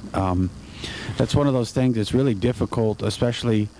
We've talked about it before. I have government experience, right? So I kind of understand government budgets at that point. But, you come in as the new mayor in April, and your budget's really due in May is when you really need it there. And then June it gets approved. So it's one of those processes, hey, welcome now, here, let's go. And so it's a ton of work.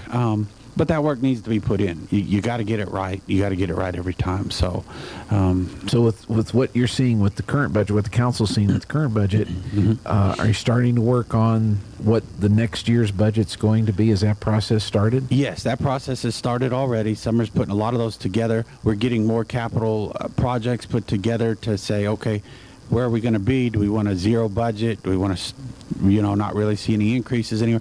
Because you really want to try to get a balanced budget. That's obviously the goal. I guess last year, neither were balanced, but because of our, at the end of the year, they end up balanced because you usually catch more than you thought. But at the beginning, they're a little bit under. I think we were $2 million off this year. So by the end of the year, I do anticipate that it would be an even budget or pretty close to it. So hopefully we can try to get as close to a balanced budget as we can. We're still trying to catch up on some things that we need to get corrected and get moved around. COVID was difficult on everything. And so, and the things you're still seeing are the things we're talking about. It was difficult to get any kind of capital because, and not meaning the money, but, anything that you wanted to go try to purchase was difficult. So there's really nothing, I don't think anything went wrong. It's just that's where the world was. And so a lot of folks are trying to catch up and try to figure it out. And that's where we're at. We're trying to get it balanced, get it back to where it needs to be, and running the way we think it should. And we're excited to do that. So sometimes the cities and the counties will go to the state, either through their legislators or to our good friend, the governor, for some of their capital outlays. Now they're in the middle of a 60-day session, and so they're worried about a lot of other things right now. But what are you hearing regarding the capital outlay expenditures that may be coming down to cities like Artesia this year? I think we should hopefully if she does what we hope she does, I think our senators and our representatives will have some good capital outlay to get to the cities. We've been in communication with quite a few of them on a regular basis. That a couple weeks ago when I was up there in Santa Fe, that's one of the big things I did is got in as front as many that touch Eddy County, but then I also tried to grab as many that don't to also let them know what kind of great projects we have here, and what we really need and what we're trying to accomplish. So hopefully we're going to go back up there tomorrow if the weather permits. We're set to go up there tomorrow, a couple of us, and we'll continue that process of getting in front of all the legislatures we can, senators, and say, hey, this is where we're headed. This is what we're trying to get accomplished, and get some monies from that capital outlay. We've also become trying to get really, really aggressive in the grants, trying to find some grants that maybe we can grab. Talking to the Congresswoman when she was down here a couple weeks ago, had a good lunch with her, kind of told her what we're trying to get accomplished. We say rec center, so if you're listening to this, the new word is wellness center. So we are trying to build a wellness center, wellness/rec center. And so trying to see if there's any federal grants or anything we can try to grab to help get those things accomplished. That's obviously on the top of our list, something we really would like to see accomplished sooner rather than later. Our rec center, everybody's probably been to our rec center at one time or another. It just doesn't fit the needs anymore. I think we have an incredible staff over there that does some amazing things with what they have, but we're growing, which is good. I say we're growing. It's interesting. Again, you go back to the GRT, how it's consistent. Our population has been pretty consistent for quite some time, but but there are more kids utilizing that basketball program and the summer programs, and which is good. That's why it's there. That's the whole point of it. But I want to take that wellness center further, and the kids should be able to use it. Should be great for them. But there's also a whole other groups that are not getting service the way they should. The older folks should have a place to go to where they could hopefully have a walking trail. If you go to the wellness center in Lovington, they've got a really great walking trail for folks to go indoors, so when the wind's blowing 100 miles an hour, you can still go exercise and get your walk in. And so there's a lot of other groups that I really think would utilize a good wellness center to do what it says. I mean, I joke about changing the name. That's the name they want to use, but it truly is what it is. I mean, it is a place to go and keep your muscles moving, keep your activity going, and I think it makes your population stronger over the long run. And so that's really important to us to get that going, get it ready. So trying to grab grants to get that project off the ground. We've got some good movement on that, I hope. And move it in the right direction. That'll be great. I'm sure Louis, when he's been growing. Yes. Himself, I don't know. What's he think about about a wellness center? I think he's going to have to get healthy. Then he's going to have to lead by example, right? Yeah. He, he was one of the first couple that I really talked to during this whole thing, and. Man, if somebody deserves something, it's Louis. He has done such an amazing job with that for so long. Yep. I would love to see him get in a building where he could take his ideas, because, you see it. I mean, he's got ideas, and he can do some things. And so if we could get him in a spot where he could really take off, then he'll probably want to retire or something. And come on, man. Hopefully we'll keep him for a lot longer after that. And, that's right. But, man, if we could get him in a space where he could utilize all of his thoughts and his dreams, I think we could really make an impact on this community, and he will continue to impact the community in a much bigger way. So yeah, that's great. I like to pick on Louis, but he likes to pick on himself too. Yes. So he's hilarious. Yeah. I had no idea until I mean, really funny guy. Yeah, I enjoy him. He is, and glad to have him on the air. I'm glad he didn't show up the day that the lady came from the pool group, because she wouldn't have been able to say anything. And this way, with him not here, we actually got to meet her and find out what their plans are for the pool. So that was absolutely, that was a good thing. Going back to your council meeting, you mentioned that there weren't any visitors. No visitors. You mentioned the one public hearing that you had. Yeah. And really, that kind of stood the rest of the big part of that meeting was talking about capital outlays and budgets and things like that, trying to figure out where we're at and where we're going with it. A couple community stats, police and fire, everything's kind of staying pretty consistent in there. Fire department is still staying pretty full. You lose when you gain when you lose it. So, but we're pretty full, which is nice instead of where we were, trying to keep up. Mm-hmm. So it does make you feel quite a bit better there. So yeah, as far as the meeting goes, that was some of the highlights of what we did. The industrial park is moving right along. The second phase, they're putting in the sewer line right now. They're finishing that up. So that's moving in the right direction. I think there's been a lot of work outside of meetings on who can we go try to entice to come to Artesia. Speaking of the GRT, I mean, for a city our size, that's a very, very healthy GRT. We have a lot of amenities that a lot of other cities don't have. But even with a healthy, if it stays consistent, expenses go up every year no matter what. I mean, you can do nothing and your utility bills are going up. As everybody sees, utility bills are going up. Minimum wage has gone up.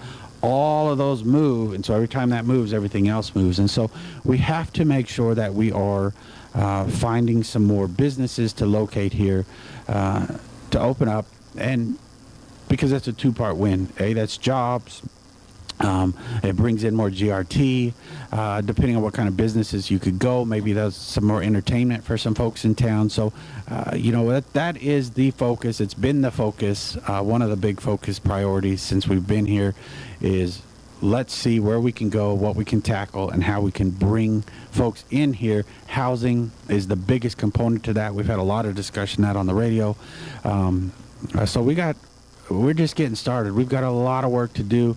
I'd like to maybe at the end of my first in April, I can bring a list of recaps on kind of the successes we've had and You can the do a dreams state we of the still city have. address. Yes, there you go. Yes, but let's not have anybody to. I was going to say, who's going to do the rebuttal? Yeah. So you could probably find some folks, I bet. So just put them right there, and we can look at each other. It'd be fun. And but no, I think it'd be great to see what steps and what progress has been made in the first year of this council and absolutely. I think this council has been aggressive, and I'm proud to work next to them because I think they've got great ideas and they want to achieve them, and that's the goal. Our goal is to achieve the ideas that help to make the city better. So we could stage it like the State of the Union. We could have instead of the Supreme Court, we could have the municipal judge. There you go. Be here. Yeah. Instead of the Joint Chiefs of Staff, we could have the police chief. Police chief. There you go. Yeah. And the Chief Hope as the fire. Yeah, we could make it kind of cool. We can make it kind of cool. Yeah. That would be. No, and we'll have to. And then who would sit behind you then? Because usually it's the Speaker of the House and the Vice President. So. Well, I guess you could have Mayor Pro Tem. Okay. But I don't know who the other person would be sitting behind there. Yeah. I don't know. Maybe the superintendent of schools. I don't know. Sure. Or the board. School board. Somebody from the school board. So okay. We won't go that far, but that would be kind of interesting. There you go.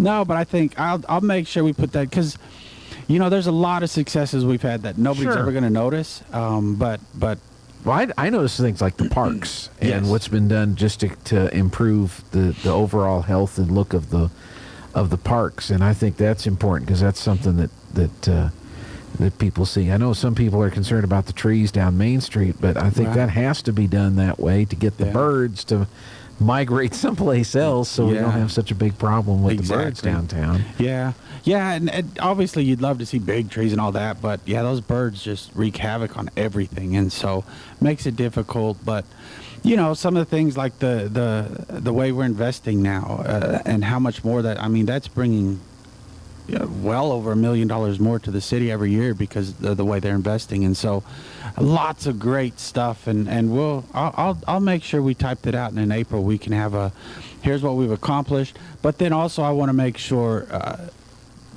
we're not done. Right.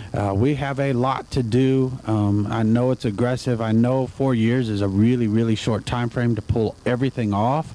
But I do think that as much as we got accomplished in year one, I look forward to year two, and I think we're going to continue that same path, and which is expected of us and should be expected of us. Yeah. Now, did this? Got about a minute left. Probably not enough time to answer. What has the city council worked on? When the elections are going to be, is that still being considered? I don't know that we're going to reconsider that. There were some things that, when we really dove into that quite a bit, one of the things I didn't figure out, we talked about, and it was actually Chief Hope's discussion, and we were all talking, and it popped up that the city does get to pick their, I forget the name of the word now that I'm trying to talk, a board. Okay. That can look at and approve that ballot. To me, that's crucial. That's a big piece that if we can keep control of that is a control that I think the city would like to try to hold on to. So right now, there's not going to be Right now, changes. I'm not looking to bring it back, to change it, unless something changes with that little piece. I think we'll sit right where we're at. So to have so not this year, but next year, I guess, would be the midterm, and that's when half the council would be up for election, but that would be in March. Like it's been in the past. Yes. So. Yep. Excellent. Well, Mayor, thank you so much. Thank you. Look forward to your state of the dress, and Jeffrey's going to welcome you in and everything. Yeah, there you go. Their lives disarray by the derailment of a trainload of toxic chemicals. Residents of East Palestine, Ohio, will be attending a town hall meeting this evening looking for answers to their concerns about the air and water. The impact of yesterday's deadly crash of a tanker truck in Arizona still being felt. Hazardous material leaked onto an interstate outside Tucson, shutting down part of the highway and forcing evacuation. The Arizona Department of Public Safety says a shelter-in-place order has been reinstated for a 1-mile perimeter around the incident on I-10 southeast of downtown Tucson, where they anticipate extensive closures. Residents are being advised to turn off heaters and air conditioning systems that bring in outside air. The tractor truck was leaking liquid nitric acid, and officials say while crews were attempting to remove the hazardous load, gassing occurred. Officials say the driver was killed in a rollover following a collision. I'm Julie Walker. A sentencing hearing now underway in Buffalo, New York for the man who fatally shot 10 people in a racially motivated attack at a supermarket last May. The hearing suspended briefly when a relative of one of the victims lunged at Peyton Gendron in the courtroom. The hearing has since resumed. Closed-door briefing for senators on the recent shoot-down of unidentified flying objects, raising many questions. Republican Tom Cotton is slamming the Biden administration for its handling of the matter. On the one hand, the administration is saying we don't yet know what these last three objects are, and we don't want to characterize until we recover them. But on the other hand, it wasn't a threat. Both of those things can't be true. That's why it's urgent that President Biden resolve these contradictions. Retail sales jumped 3% last month, according to the government. And watching Wall Street, the Dow is down 156. More on these stories at townhall.com. We're entering a time of increasing hostility against people of faith, a time when Christians are going to be tested on a moral and physical and financial basis, unlike any other time in our lifetime.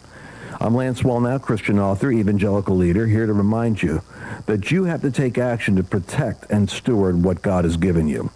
For example, record high inflation is going to continue to eat away at the dollar, and the savings of your retirement account is in danger. Fortunately, God does provide a way. To protect your retirement, I recommend diversifying your 401k or IRA out of paper and into physical gold. And the best way to do that is with a gold IRA from Birch Gold Group. Now, to see how it works, just text the word faith to 989898. That'll give you access to a free info kit on gold IRAs. There are no strings attached, so text FAITH, F-A-I-T-H, to 989898 right now, and I pray your family is blessed with peace of mind because you took action. One of the 12 boys rescued from a Thai cave in 2018 has died in the UK. There was great excitement last year. 12 boys rescued from the cave when Domprom Tape announced he'd been given a scholarship to join a football academy in Britain. Today, my dream has come true, he wrote. Now people from his hometown have told us that the 17-year-old boy died in hospital in Britain after being found unconscious in his dormitory on Sunday. No other details have been given. Dom's emaciated but grinning face caught in a diver's light once the boys had been discovered 9 days after getting trapped in the cave was one of the most memorable images from that remarkable rescue. The BBC's Jonathan Head. China voicing support for Sri Lanka ahead of a meeting of government lenders to impoverished countries, but China not saying if it might help out cut the multi-billion-dollar debt. News and analysis at townhall.com. Time is running out for a last-ditch attempt to keep California's last remaining nuclear plant going. A state analysis predicts it will take federal regulators until late 2026 to act on an application to extend the operating run of the Diablo Canyon nuclear power plant. However, the plant is scheduled to shut down permanently by mid-2025. Operator Pacific Gas and Electric is asking the Nuclear Regulatory Commission for an unusual exemption that would allow the decades-old reactors to continue running while the NRC reviews an application to extend its license for as much as 2 decades. The ruling expected next month. John Scott reporting. Fans are lining up to celebrate the Kansas City Chiefs' second Super Bowl championship in 2 years. Revelers bundling up against a chilly wind. They line the streets in front of Union Station. That's where a victory rally is to be held today. More on these stories at townhall.com.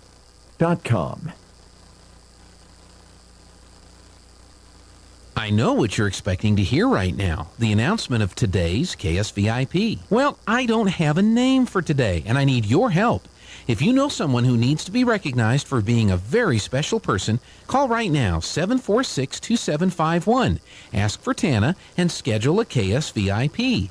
Your special someone will be recognized at this time all day long on their day, and they'll receive a flower courtesy of Lovebud Floral in Artesia. So call today and schedule your KSVIP.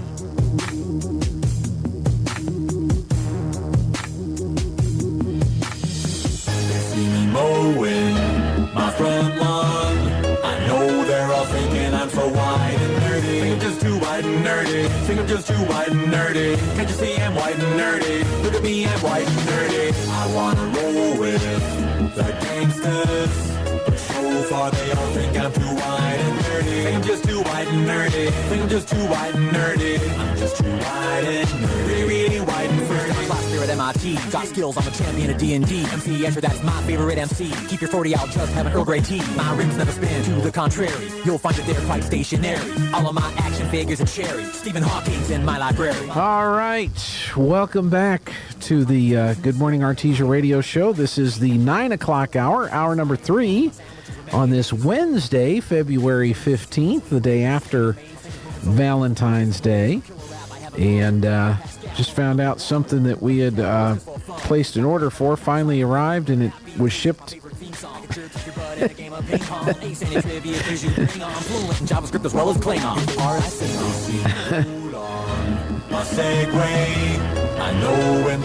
I don't know. I'll have to get to talk to that person. Anyway, we ordered something that we needed to have, and anyway, I just got a note that it was shipped to the wrong place. So now we got to find a way to get it here.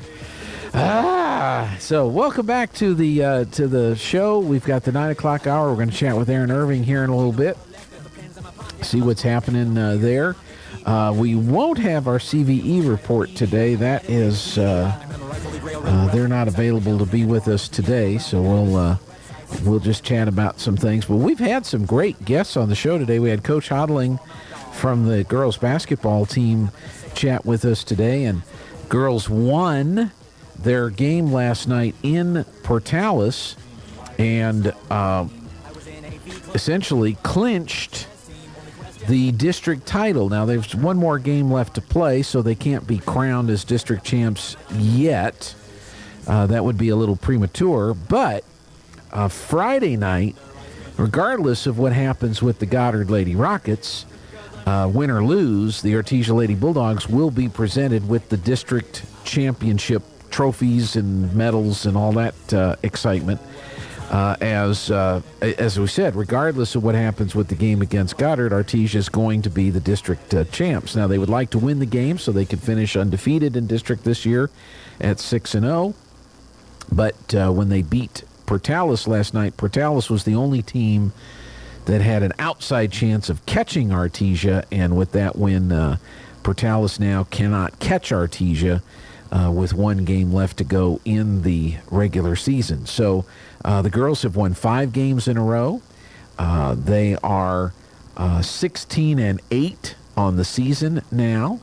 According to the Max Preps rankings going into the games last night, they were ranked number 5 in the state of New Mexico with a 13.4 rating and a 7.5 strength of schedule. So Kirtland Central is number 1 in the state at 23-1, Gallup number 2 at 20-4, Hope Christian at 3 at 19-6, and then St. Pius at 4 at 18-5, and then you have Artesia with their 16-8 record is ranked number 5 in the state of New Mexico.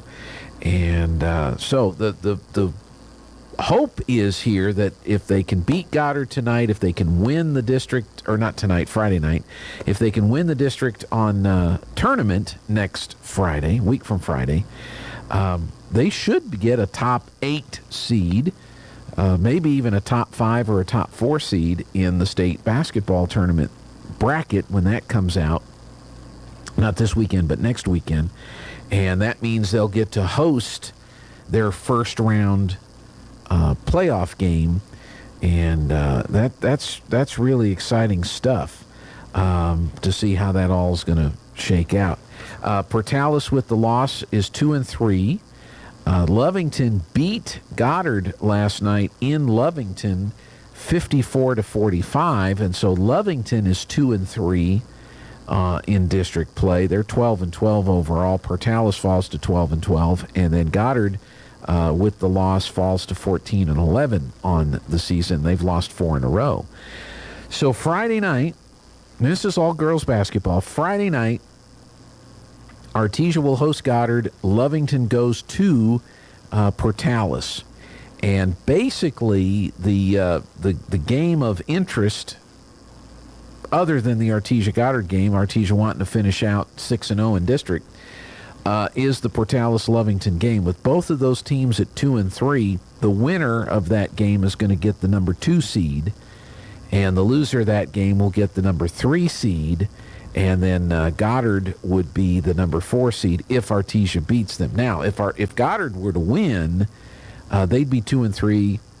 I'm sorry, they'd be 2-4, and they'd be tied with whoever loses the game. If Portales beats Lovington, Lovington has beaten Goddard twice, so Lovington would have the tiebreaker over Goddard and would be the number 3 seed.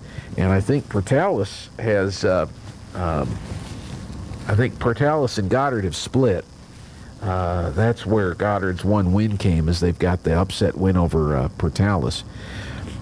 So it could come down to point differential type thing to determine who the number 3 and the number 4 team is, but that basically determines where that game is played in the first round of the district tournament, whether it's played at Goddard or Portales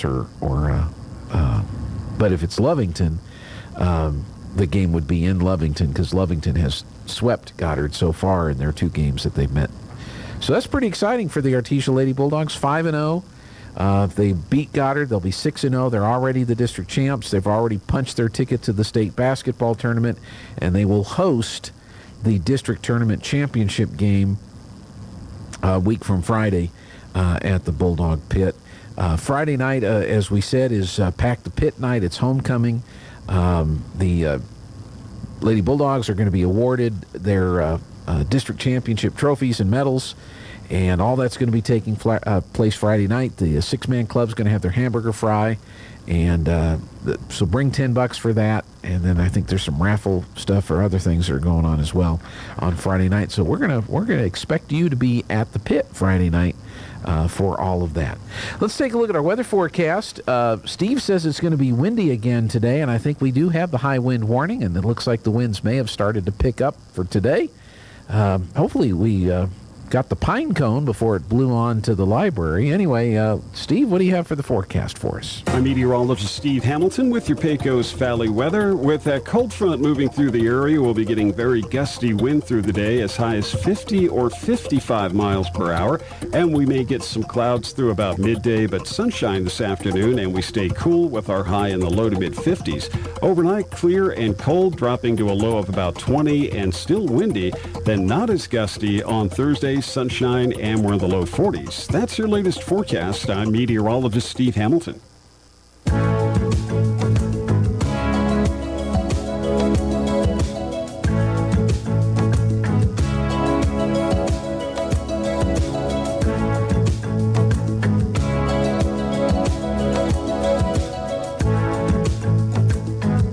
Still trying to work on getting this device, and I forgot to check when we ordered it to make sure that they mailed it to here and not to the... That's just so frustrating. It's so close, yet it's so far, and I'm not going to drive to Illinois to go get it. Let's just put it that way. Right now, we've got 51 degrees and breezy. The high wind warning is in effect until 11 o'clock tonight. Our winds right now are 21 miles per hour from the southwest, and we're seeing gusts to 38 miles per hour. And here within the next hour or two, it's really going to kick up. We get to noon o'clock today, and that's when we're going to see the highest gusts. Hopefully after we get past 1 o'clock, 2 o'clock or so, things will start to die down a little bit. But our biggest winds and gusts are going to be occurring here from about 10 o'clock through about 1:30 this afternoon. So just be aware of what that is going to be doing. Humidity is at 42%. The dew point is at 29 degrees. The pressure at 29.74 and steady. Our air quality is 47. We have good air quality. Our high yesterday, in case you weren't able to notice, was 59. The overnight low was 27. 1 year ago, we had a high of 73 and a low of 20. Our minimum 4-inch soil temps are between 41 and 42 degrees. Sunset will be at 5:42 this afternoon. Sunrise will be at 6:39 in the morning. Carlsbad, high wind warning, sunny, 52. Right now, their winds are out of the southwest at 12 with gusts to 32. Roswell is checking in with breezy conditions and 52 degrees. They are not under a high wind warning, but it is going to be breezy there right now in Roswell, southwest at 20 with gusts to 35. Hobbs is under a high wind warning, sunny and 50 in Hobbs. Right now the winds there are west-southwest at 14 with gusts to 29. They could see gusts up to 48 miles per hour during the next few hours. Albuquerque, partly cloudy and 28, a bit breezy there. Santa Fe is cloudy and 22.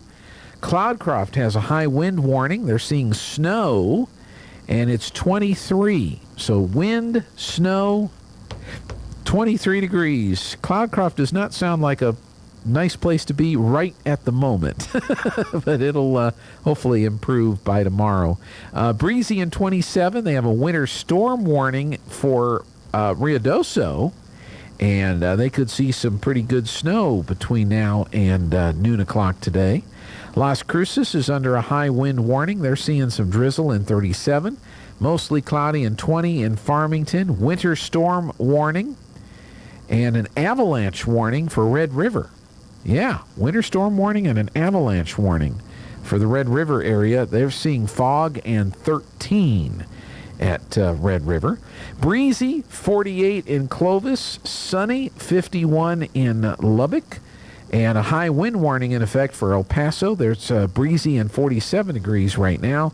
And again, here in Artesia, we've got a high wind warning, breezy conditions, 51 degrees. Our winds currently at 21 miles per hour with gusts to 38, and we could see wind gusts as high as 45 miles per hour over the next 3 or 4 hours here in Artesia, New Mexico. So take it easy if you're getting out and about and trying to see what is going on. So let's see what else is happening out there. We mentioned the boys basketball. We hadn't talked about them. They also won last night. The boys defeated the Portales Rams in double overtime last night. Bulldogs had a pretty comfortable lead going into the fourth quarter. Portales just had a great fourth quarter. They outscored Artesia 20-4 in the fourth quarter, made up the deficit, hit a three-pointer at the buzzer to tie the game and send it into overtime. Both teams scoring 7 points in the first overtime to send it to the second overtime, and then Artesia outscored Portales 7-2 in that second overtime. They win the game 69-64. Meanwhile, Goddard defeated Lovington 53-42 at Lovington High School last night. Thanks to our friends at Noel Mark Digital Media for providing us with the link for the broadcast. We had it on the Goddard channel at KSVPTV.com to watch last night. So, the boys clinch the district title. They, regardless of what happens Friday night, they will be the district champions, and after the game Friday night, they'll get awarded their trophies and medals. Portales is 2-3, Goddard is 2-3, and Lovington is 1-4 in district basketball. So, Goddard will be at Artesia Friday night, And Lovington will be at Portales on Friday night. So that's what's going on there. If Artesia wins, they would be 6-0. Goddard would fall to 2-4.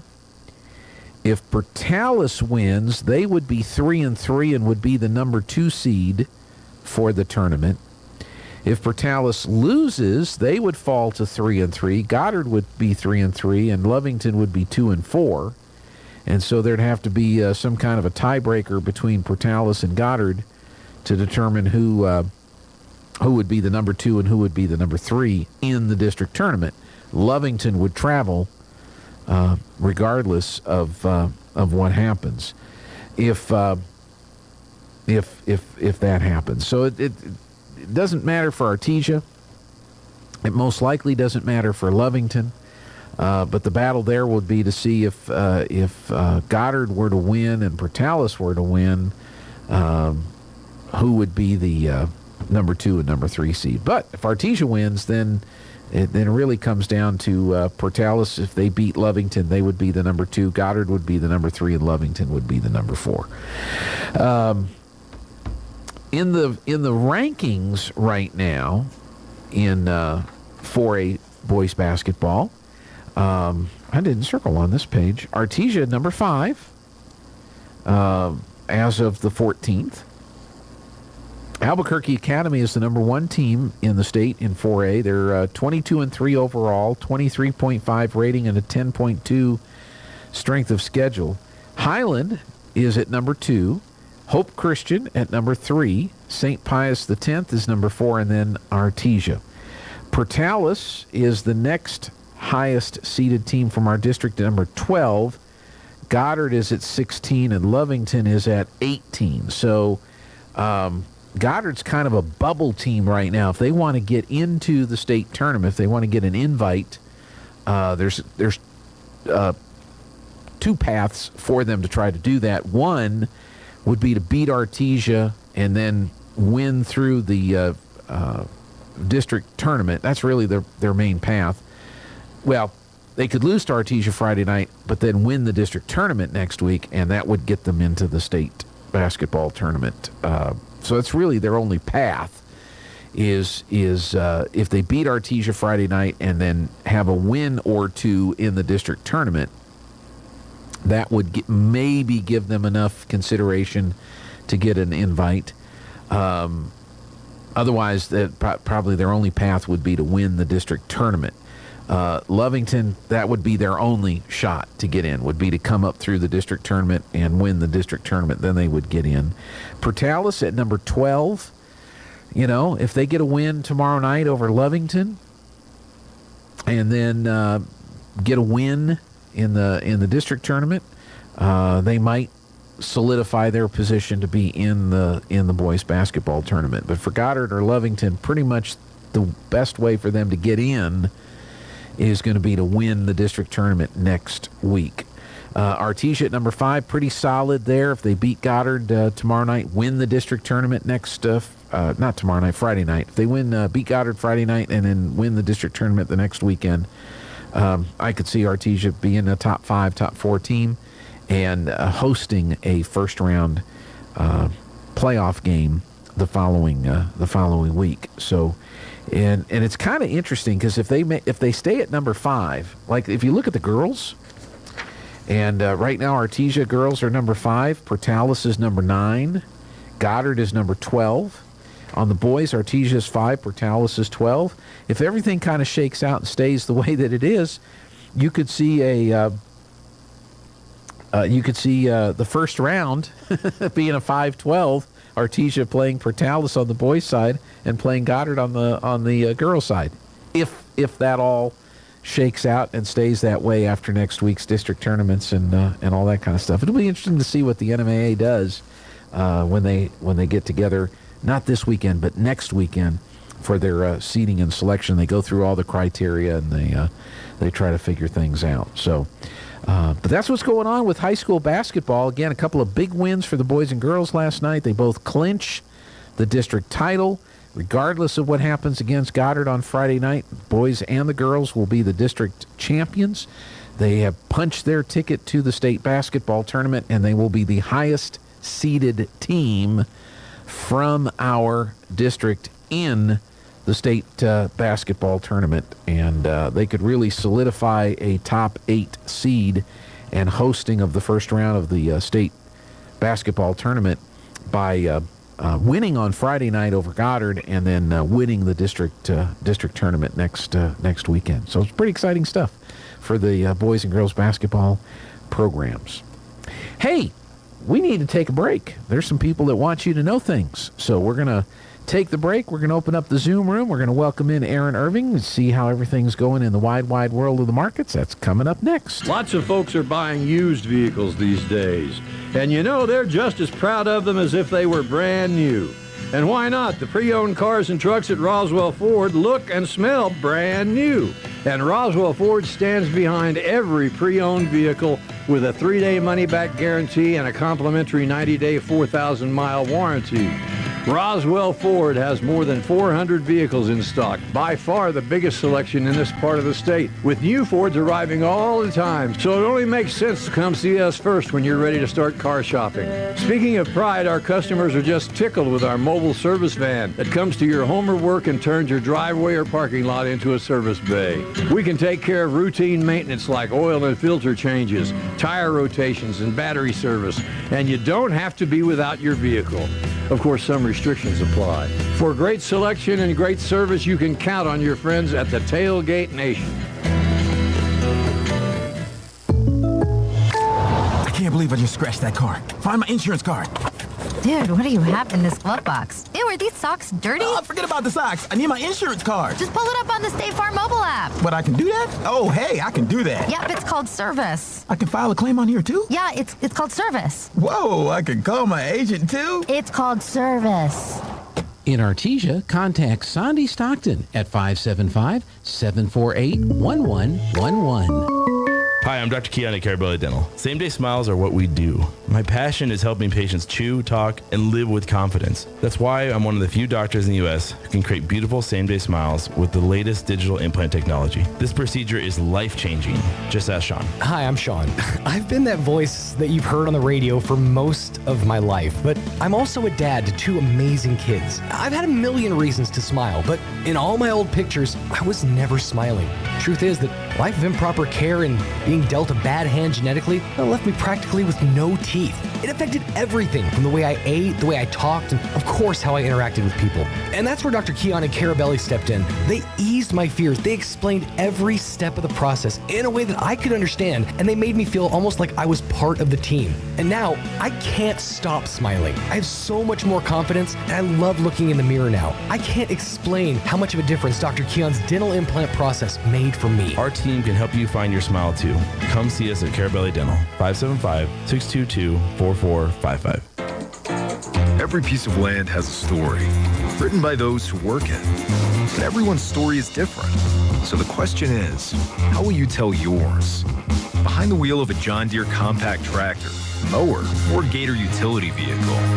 Run with us and start telling your story today. Stop by Pecos Valley Equipment in Artesia and Roswell, or visit us online at pecosvalleyequipment.com.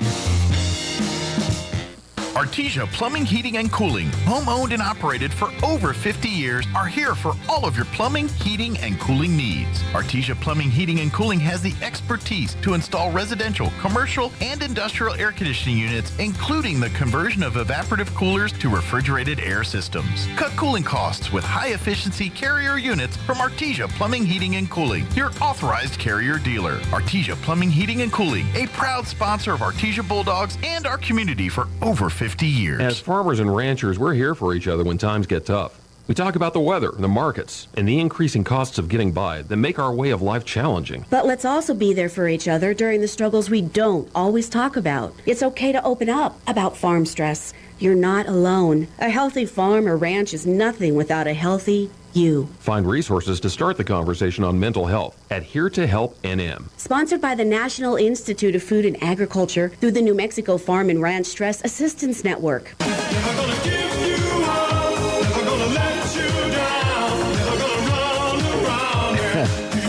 Aaron's done it again.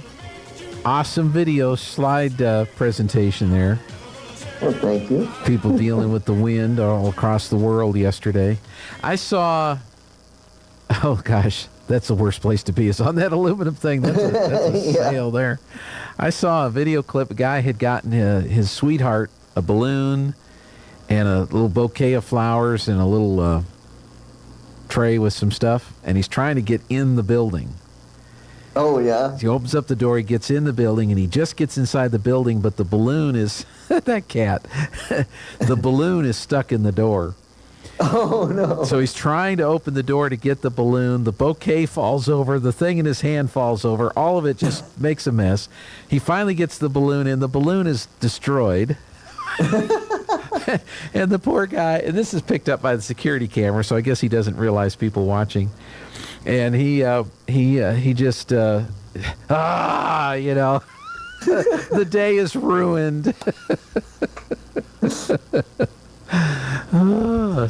And I think they had a ban yesterday. I don't know if they did in Carlsbad, but in Artesia, they told kids don't bring balloons on the buses. Don't even try. No, yeah. Was it pretty bad? But yeah, that's probably a good idea to avoid. Yeah. Well, my wife went through. She's the choir director at the early college high school, and they sold they'd go sing for people that bought a Valentine, basically. Oh, wow, that's nice. And so I believe it was during the summer she bought a bear costume, inflatable bear costume to wear for yesterday. That, it generates its own battery-powered little fan that makes it all blow up big. And she said it was really interesting walking between the buildings yesterday, trying not to blow away with a big old balloon around her. But she survived? She did. She survived, all intact. So. That's crazy. Hey, what is the Wind's favorite Elton John song? Candle in the Wind? Candle in the Wind, of course. All right. What is the Wind's favorite movie? Twister. Gone with the Wind. Oh, Gone with the Wind. Okay. All right. What is the Wind's favorite game? Twister? Twister. Yes. That's right. It was Twister. Why should you always avoid Eric Swalwell? Why not? Because he's always passing wind. I don't know. That was.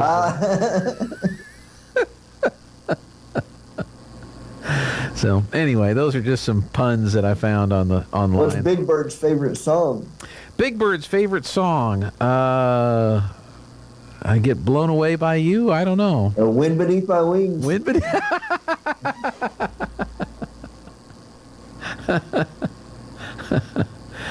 Where does the wind go on vacation? Where does the wind go on vacation? I don't know. Chicago. The Windy City. The Windy City, that's right. How do you stop a newspaper from flying away in a big gust of wind?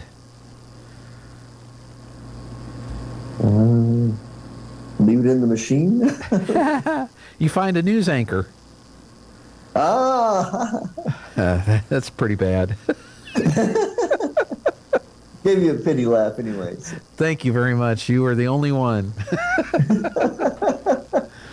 Do you have some for today appropriate? I do, but they're not wind related. But, that's okay.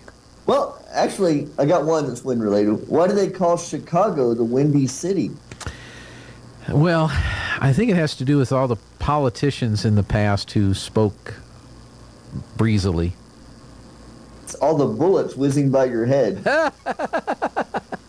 It was where Elliot Ness and Al Capone and all that kind of stuff took place. That was pretty rough there, that's for sure. Yeah, I guess it's got a long history of that, doesn't it? Yeah. So after a long flight, the captain comes across the PA system of the plane to address the passengers. I've got good news and bad news. Ooh.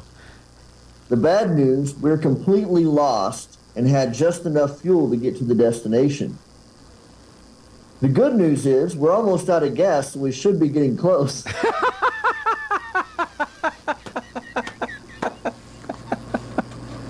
There's things you do not want to hear on your flight.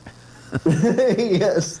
Not the right way to cover it. That's right. That's right. Yeah. And there were two retired couples that were having dinner together. The meal was pretty good, but one of the men said, "This is nothing compared to the best steak I ever had at a small brasserie in Paris." "Which one? Do you remember the name?" asked his friend. Scratching his head and trying hard to recall, the man finally had a clue. "What's the name of that red flower, the one you give on Valentine's Day?" "Why, Rose, of course," answers his friend. "Rose, right. Rose, what's the name of that place we went to in Paris?"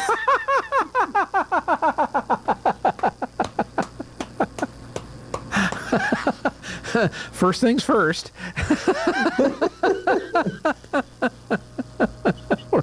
Rose, what was the name? That'd be terrible if you forgot a name. Of your wife? Especially on Valentine's Day. Oh, that's funny. That poor cat. Yeah. The cat skydiving is the one that one right there is. Yeah, he looks pretty calm, doesn't he? Did he know he was going to get tossed out of an airplane? I don't know. Must have been declawed if he did. Is he tethered to somebody? I mean, he's not going to crash, is he? Or he'll land on his feet. So. I know that, but and then continue on. It looked like he had a vest on, so maybe it's a remote-controlled parachute where they hit a button and it goes poof. Well, that's not very nice. That cat ought to file a complaint. You know. He looked pretty chill, though. He did. He's like, not much I can do right now. We'll see what happens when we get a little closer. Right. Let's see. Quotes. This is Dan Seals. "We could go walking through a windy park." What song was that? I don't know. He's so windy he could blow up an onion sack.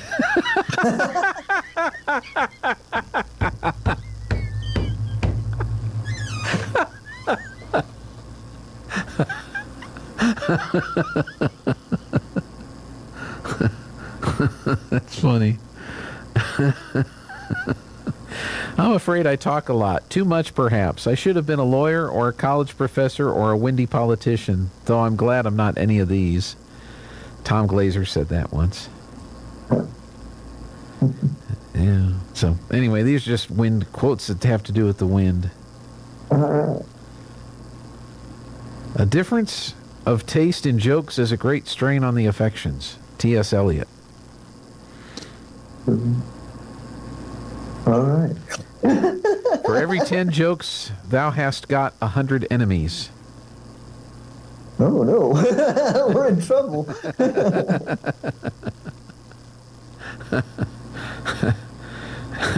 The best ideas come as jokes. Make your thinking as funny as possible. David Ogilvy.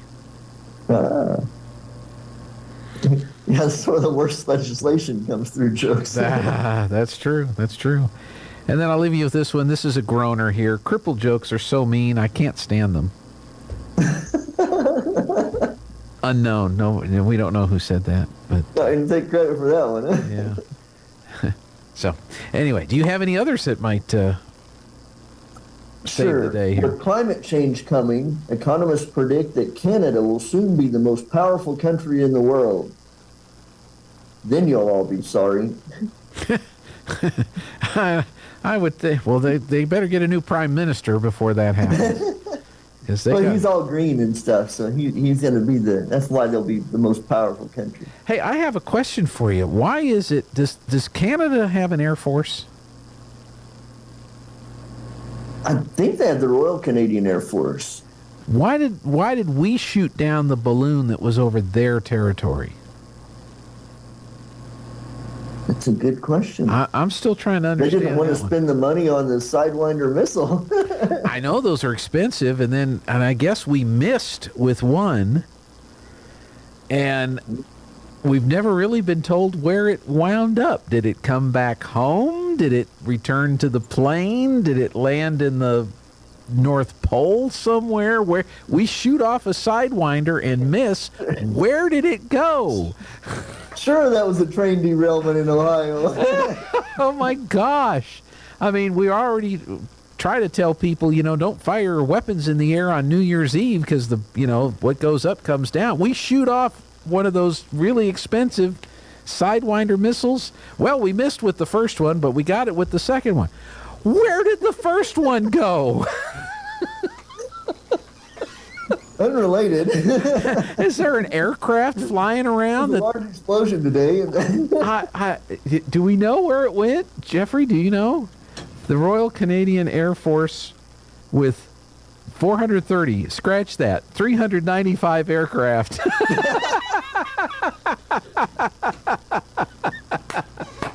Two aircraft carriers? Yeah, two. Well, they had two. Now they're down to one.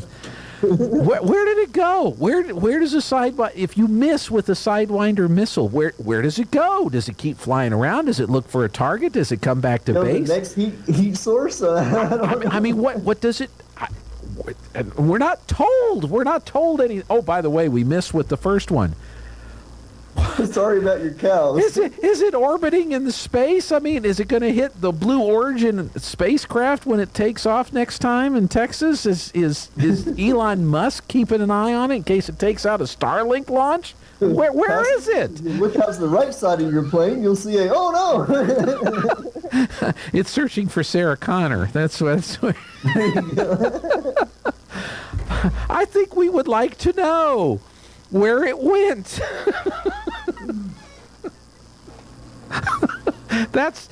Folks, we're not making that up. That's not a joke. That really happened. That was our military yesterday. That's the real deal. Yeah.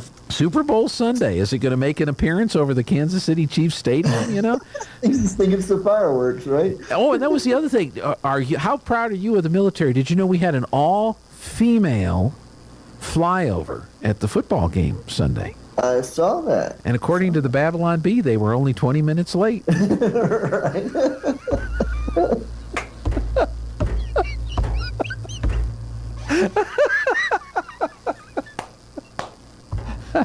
All right, I'm sorry. But where did the missile go? Babylon Bee. You're just saying what was somebody else put. But where did the missile go, Aaron? I'd like to know. I don't know. Jeff, it landed. Let's hope there's not a balloon over our heads. It landed harmlessly in the lake? That's what the military said. The military said it did land harmlessly in the lake. A missile lands harmlessly in a lake. That's right. Good thing there was. Okay. Good thing that Edmund Fitzgerald wasn't there, or something like that. The plane that crashed was just not related to that. he says the plane that crashed wasn't related to the plane that disappeared over Canada. The missile landing. That was the Edmund Fitzgerald 2. We're going to have to write another song about that one. All right. We better get into the market, see what's happening there. All right. This is Aaron Irving with LPL Financial, member of FINRA and the SIPC, bringing you your mid-morning stock market report for Wednesday, February the 15th. Stocks slipped today as investors mulled the latest retail sales report, which came in higher than expected a day after the release of January's hotter than anticipated consumer price index. The Dow Jones Industrial Average was down 0.32%, while the S&P 500 and NASDAQ composites fell by 0.28% and 0.04% respectively. Shares of Airbnb surged 12% after beating earnings expectations, helping offset losses in the tech-heavy NASDAQ. January retail sales rose 3%, while economists polled by Dow Jones had anticipated a 1.9% increase. That number signals that the U.S. economy is holding up despite increased rate hikes by the Federal Reserve to tame inflation.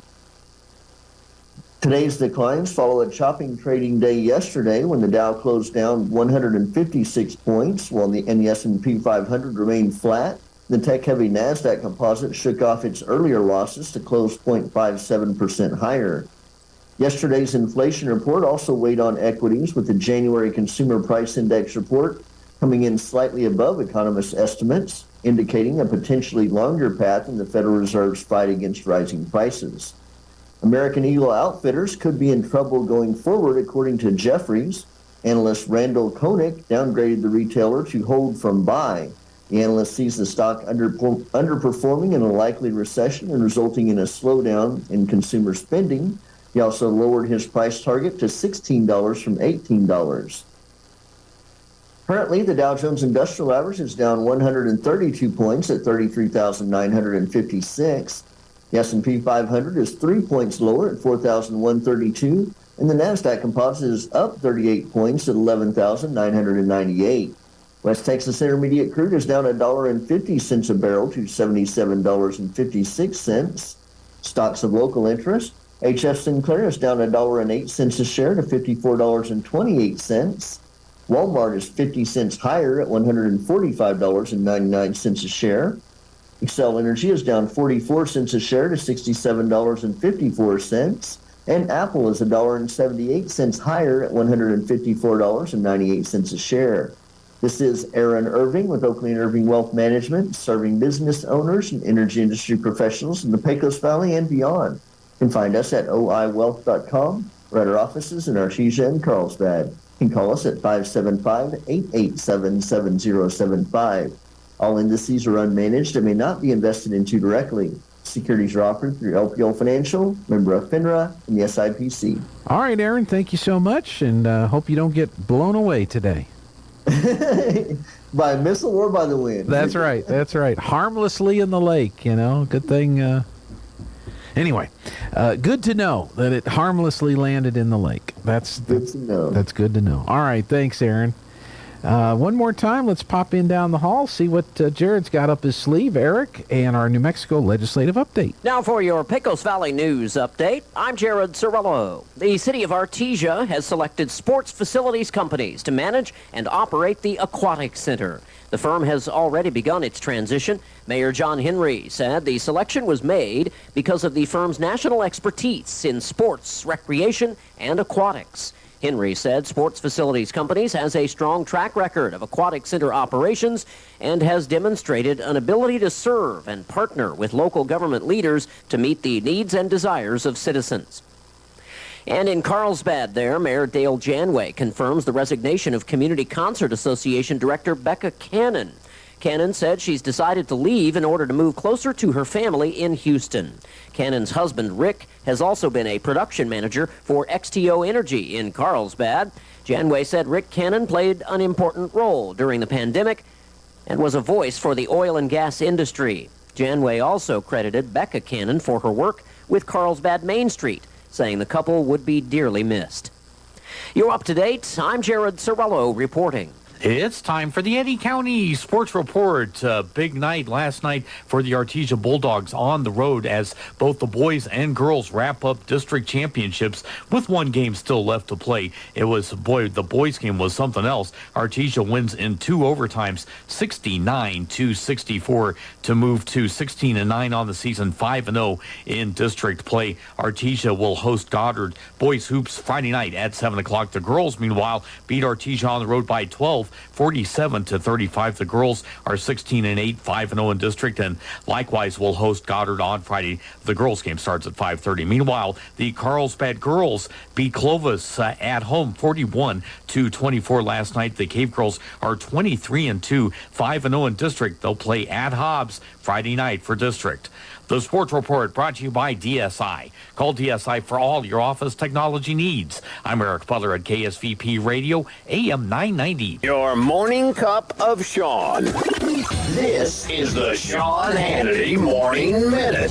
The U.S. Air Force downed airborne objects over Alaska on Friday, Northwest Canada on Saturday, Lake Huron on Sunday, and none of this has been tied to China or any other country, but Kirby said more information will be gleaned once their remnants are retrieved. So they don't even know, they're just guessing. They just don't want the political headache.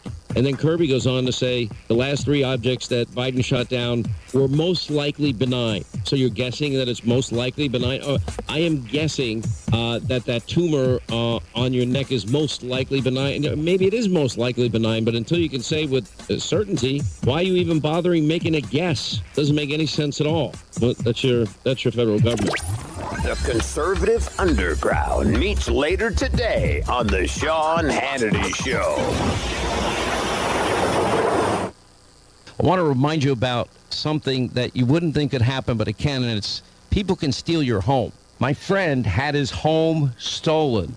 The crime is home title theft. It's real. It's horrendous, but it's real, and it's everywhere. Now, luckily, this was just a demo, but I saw how criminals all around the world target American homeowners, and that's why I protect my home with Home Title Lock, and you need to as well. And a thief can simply forge your signature on a legal document claiming you sold your home to them. Homeowners insurance and common identity theft programs do not protect you, but Home Title Lock does. They want to give you an absolutely free, no obligation verification that your home is still in your name. You register for 30 days of protection for free. Just go to HometitleLock.com, promo code Sean, an absolutely free, no obligation. That's HometitleLock.com, promo code Sean.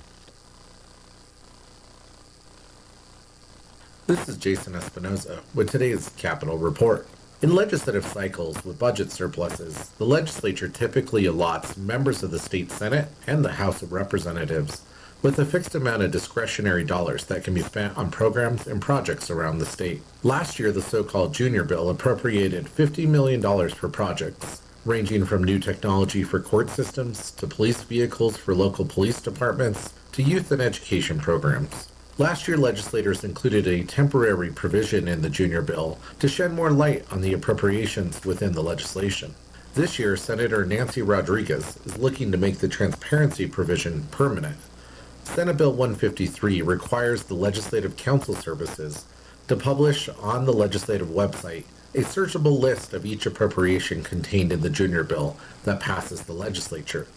The searchable list is required to include the name of each legislator who allocates a portion of each appropriation and the amount of the verified allocation. The legislation requires that the list be published 30 days after the adjournment of the legislative session in which the Junior Bill is passed. Supporters of the bill noted it would improve transparency. Supporters of the legislation included the New Mexico Foundation for Open Government. Senate Bill 153 unanimously passed the Senate Rules Committee and now heads to the Senate Finance Committee for consideration. For the New Mexico News Network, I'm Jason Espinoza. I wonder if the parrot's able to fly around in the wind. Hey, let's take a look one more time at our weather forecast, get an update. Steve, what is the forecast calling for today? I bet it's going to be windy again today, Steve. I'm meteorologist Steve Hamilton with your Pecos Valley weather. With a cold front moving through the area, we'll be getting very gusty wind through the day, as high as 50 or 55 miles per hour. And we may get some clouds through about midday, but sunshine this afternoon, and we stay cool with our high in the low to mid 50s. Overnight, clear and cold, dropping to a low of about 20 and still windy. Then not as gusty on Thursday, sunshine, and we're in the low 40s. That's your latest forecast. I'm meteorologist Steve Hamilton. 52 degrees, breezy, high wind warning until 11 o'clock tonight. Right now, the winds are out of the west-southwest at 24 with gusts to 43. And we could see gusts up to 45 over the next couple of hours. The humidity is at 44%. The dew point is 31. Pressure at 29.75 and holding steady. Our air quality is 47. We have good air quality. High yesterday was 59, the overnight low 27. 1 year ago, our high was 73, our low was 20. Minimum 4-inch soil temps are between 41 and 42 degrees. Sunset will be at 5:42. Sunrise at 6:39. Carlsbad, breezy 56, a high wind warning there. Winds right now west-southwest at 19, gusts to 41. Roswell is breezy and 54. 22 mile per hour winds out of the west-southwest with gusts to 36. And in Hobbs, a high wind warning in effect, breezy 53. And we've got winds in Hobbs, America at this hour out of the west-southwest at 18 with gusts to 36 miles per hour. So batten down the hatches one more day. Once we get past today, it actually looks pretty good tomorrow.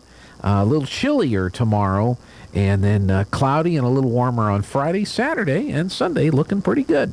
All right, let's take our final break. Tell you about other stuff going on today and this week when we come back. Sometimes that dog barking is an Artesia Bulldog preparing for victory. Most of the time, however, it's probably just the family pet asking for attention. Artesia Animal Clinic provides a full range of services for just about any size pet or animal. Our new clinic has been expanded to provide better quality of care, including an in-house laboratory, radiology, surgery, herd health, and more. So the next time your pet looks like they could use some extra care, come by Artesia Animal Clinic in our newly remodeled and expanded facility at 110 West Mahone Drive. In volatile times, it's natural to worry about your retirement. Hon, I'm worried about our retirement account. With today's economy, it just makes sense to keep your retirement money close to home with people you know. We have several guaranteed safe options. Peace of mind with retirement savings. It just makes sense. Western Bank of Artesia. Member FDIC. It just makes sense. If you need a Kubota that works and plays hard, stop looking. You'll find everything you need at Amigo Machinery. When it comes to tough Kubota tractors, mowers, construction equipment, and utility vehicles, all with low-rate financing, Amigo Machinery is your one-stop shop. We are passionately committed to providing our customers with the highest quality products, most innovative solutions, and services delivered with integrity and professionalism. Stop by Amigo Machinery in Roswell or see us online at amigo-machinery.com. Join Southeast New Mexico College in partnership with the SENMC Library, the Diversity Committee, and NAACP Carlsbad Chapter in celebrating Black History Month, Thursday, February 16th at 4 p.m. at the SENMC campus. The Association for the Study of African American Life and History presents Black Resistance with special guest speaker Nathaniel Nate Banks. Activity will be held by the NAACP in the SENMC Library. Light refreshments will be served. At Guy Chevrolet Company in Artesia, we understand the demands of everyday life, from work to school and all the activities in between. When you're on the go, you need the right transportation at the right time, and we can help. Let our professional sales team assist you in finding the right truck or SUV to handle your daily needs. From hauling kids to hauling equipment, we have the right Chevy, Buick, or GMC to make your life easier. We're here and ready to help today at Guy Chevrolet Company on the corner of 1st and Main in Artesia or at guychevy.com. This is the owner of Trustmark Roofing, and nothing makes us happier than telling our customers no. As in, no pricing games. We give you a guaranteed price and then we stand by it. No surprises, no gotchas. No obscurity. We don't just tell you what's wrong with your roof. We record our inspections and show you. No lemons. We install premium roofing materials from top brands like Owens Corning. No shortcuts. We're in the 2% of roofers with the Owens Corning Preferred Contractor Certificate for our local area. This means we offer precision installation and the longest warranties. Want a beautiful new roof that's built to last? Choose Trustmark Roofing, the roofer that loves to tell our customers no. For an estimate, call us at 575-755-ROOF or find us online at trustmarkroofpros.com. Trustmark Roofing, we put people first. Attention high school students, would you like more information on the safest university in New Mexico? Then RSVP today to our Eastern New Mexico University Open House Preview Day, Saturday, March 25th. At ENMU Open House, you'll have a chance to win great scholarships and prizes. Get more information about admissions, meet with the ENMU faculty, find out more about potential majors, and get a specialized campus tour. Sign up today at enmu.edu/open house. Eastern New Mexico University. Student success. That's what we're about. Hey, just wrapping up the show today. A lot of great guests on the program. Jeffrey will get them all edited and posted, shared up on the social medias and the Facebooks. Children's Library program, Mother Goose, starts at 10 o'clock today. The MOPS Artesia folks are meeting tomorrow. The Artesia General Hospital Healthy Heart Month event is tomorrow. Widows Mike meets tomorrow. So those are all events that are going to be taking place tomorrow here in Artesia. Have a great day. Hope everything stays in your yard. And we'll be back here for another rendition of the show tomorrow. This is KSVP Artesia. It's 10 o'clock. News. Breaking news this hour from townhall.com. I'm John Scott. In Charleston, South Carolina, Republican Nikki Haley has made it official. She has formally announced her 2024 presidential campaign. Americans consumers rebounding last month from a weak holiday shopping season, boosting their spending at stores and restaurants at the fastest pace in almost 2 years. Retail sales jumping 3% in January. UN Secretary General Antonio Guterres tells reporters the UN is asking for more emergency funding to help Syrian earthquake victims who have received very little assistance. The needs are immense. The Syria effort brings together the entire UN system and humanitarian partners and will help secure desperately needed life-saving relief for nearly 5 million Syrians, including shelter, healthcare, food, and protection. The UN launching a $397 million appeal to provide relief for the Syrians. Also at townhall.com, an increasing number of municipal, county, and state governments are using federal pandemic relief funds to pay residents burdensome medical debt. Experts say medical debt often forces people to make difficult decisions about which bills to pay and even whether to seek critical medical care. Cook County, Illinois, Pittsburgh, New Orleans, Toledo, Ohio, and the Boston suburb of Somerville, Massachusetts are among the communities looking into using American Rescue Plan Act funds to address the problem. They're teaming up with IP Medical Debt, a nonprofit that since 2014 has used donations to buy huge bundles of debt at pennies on the dollar and pay it off. Jeremy House reporting. Stocks are mixed. The Dow down 93 points. The NASDAQ is up 26. More at townhall.com. From the creators of I Can Only Imagine comes Jesus Revolution.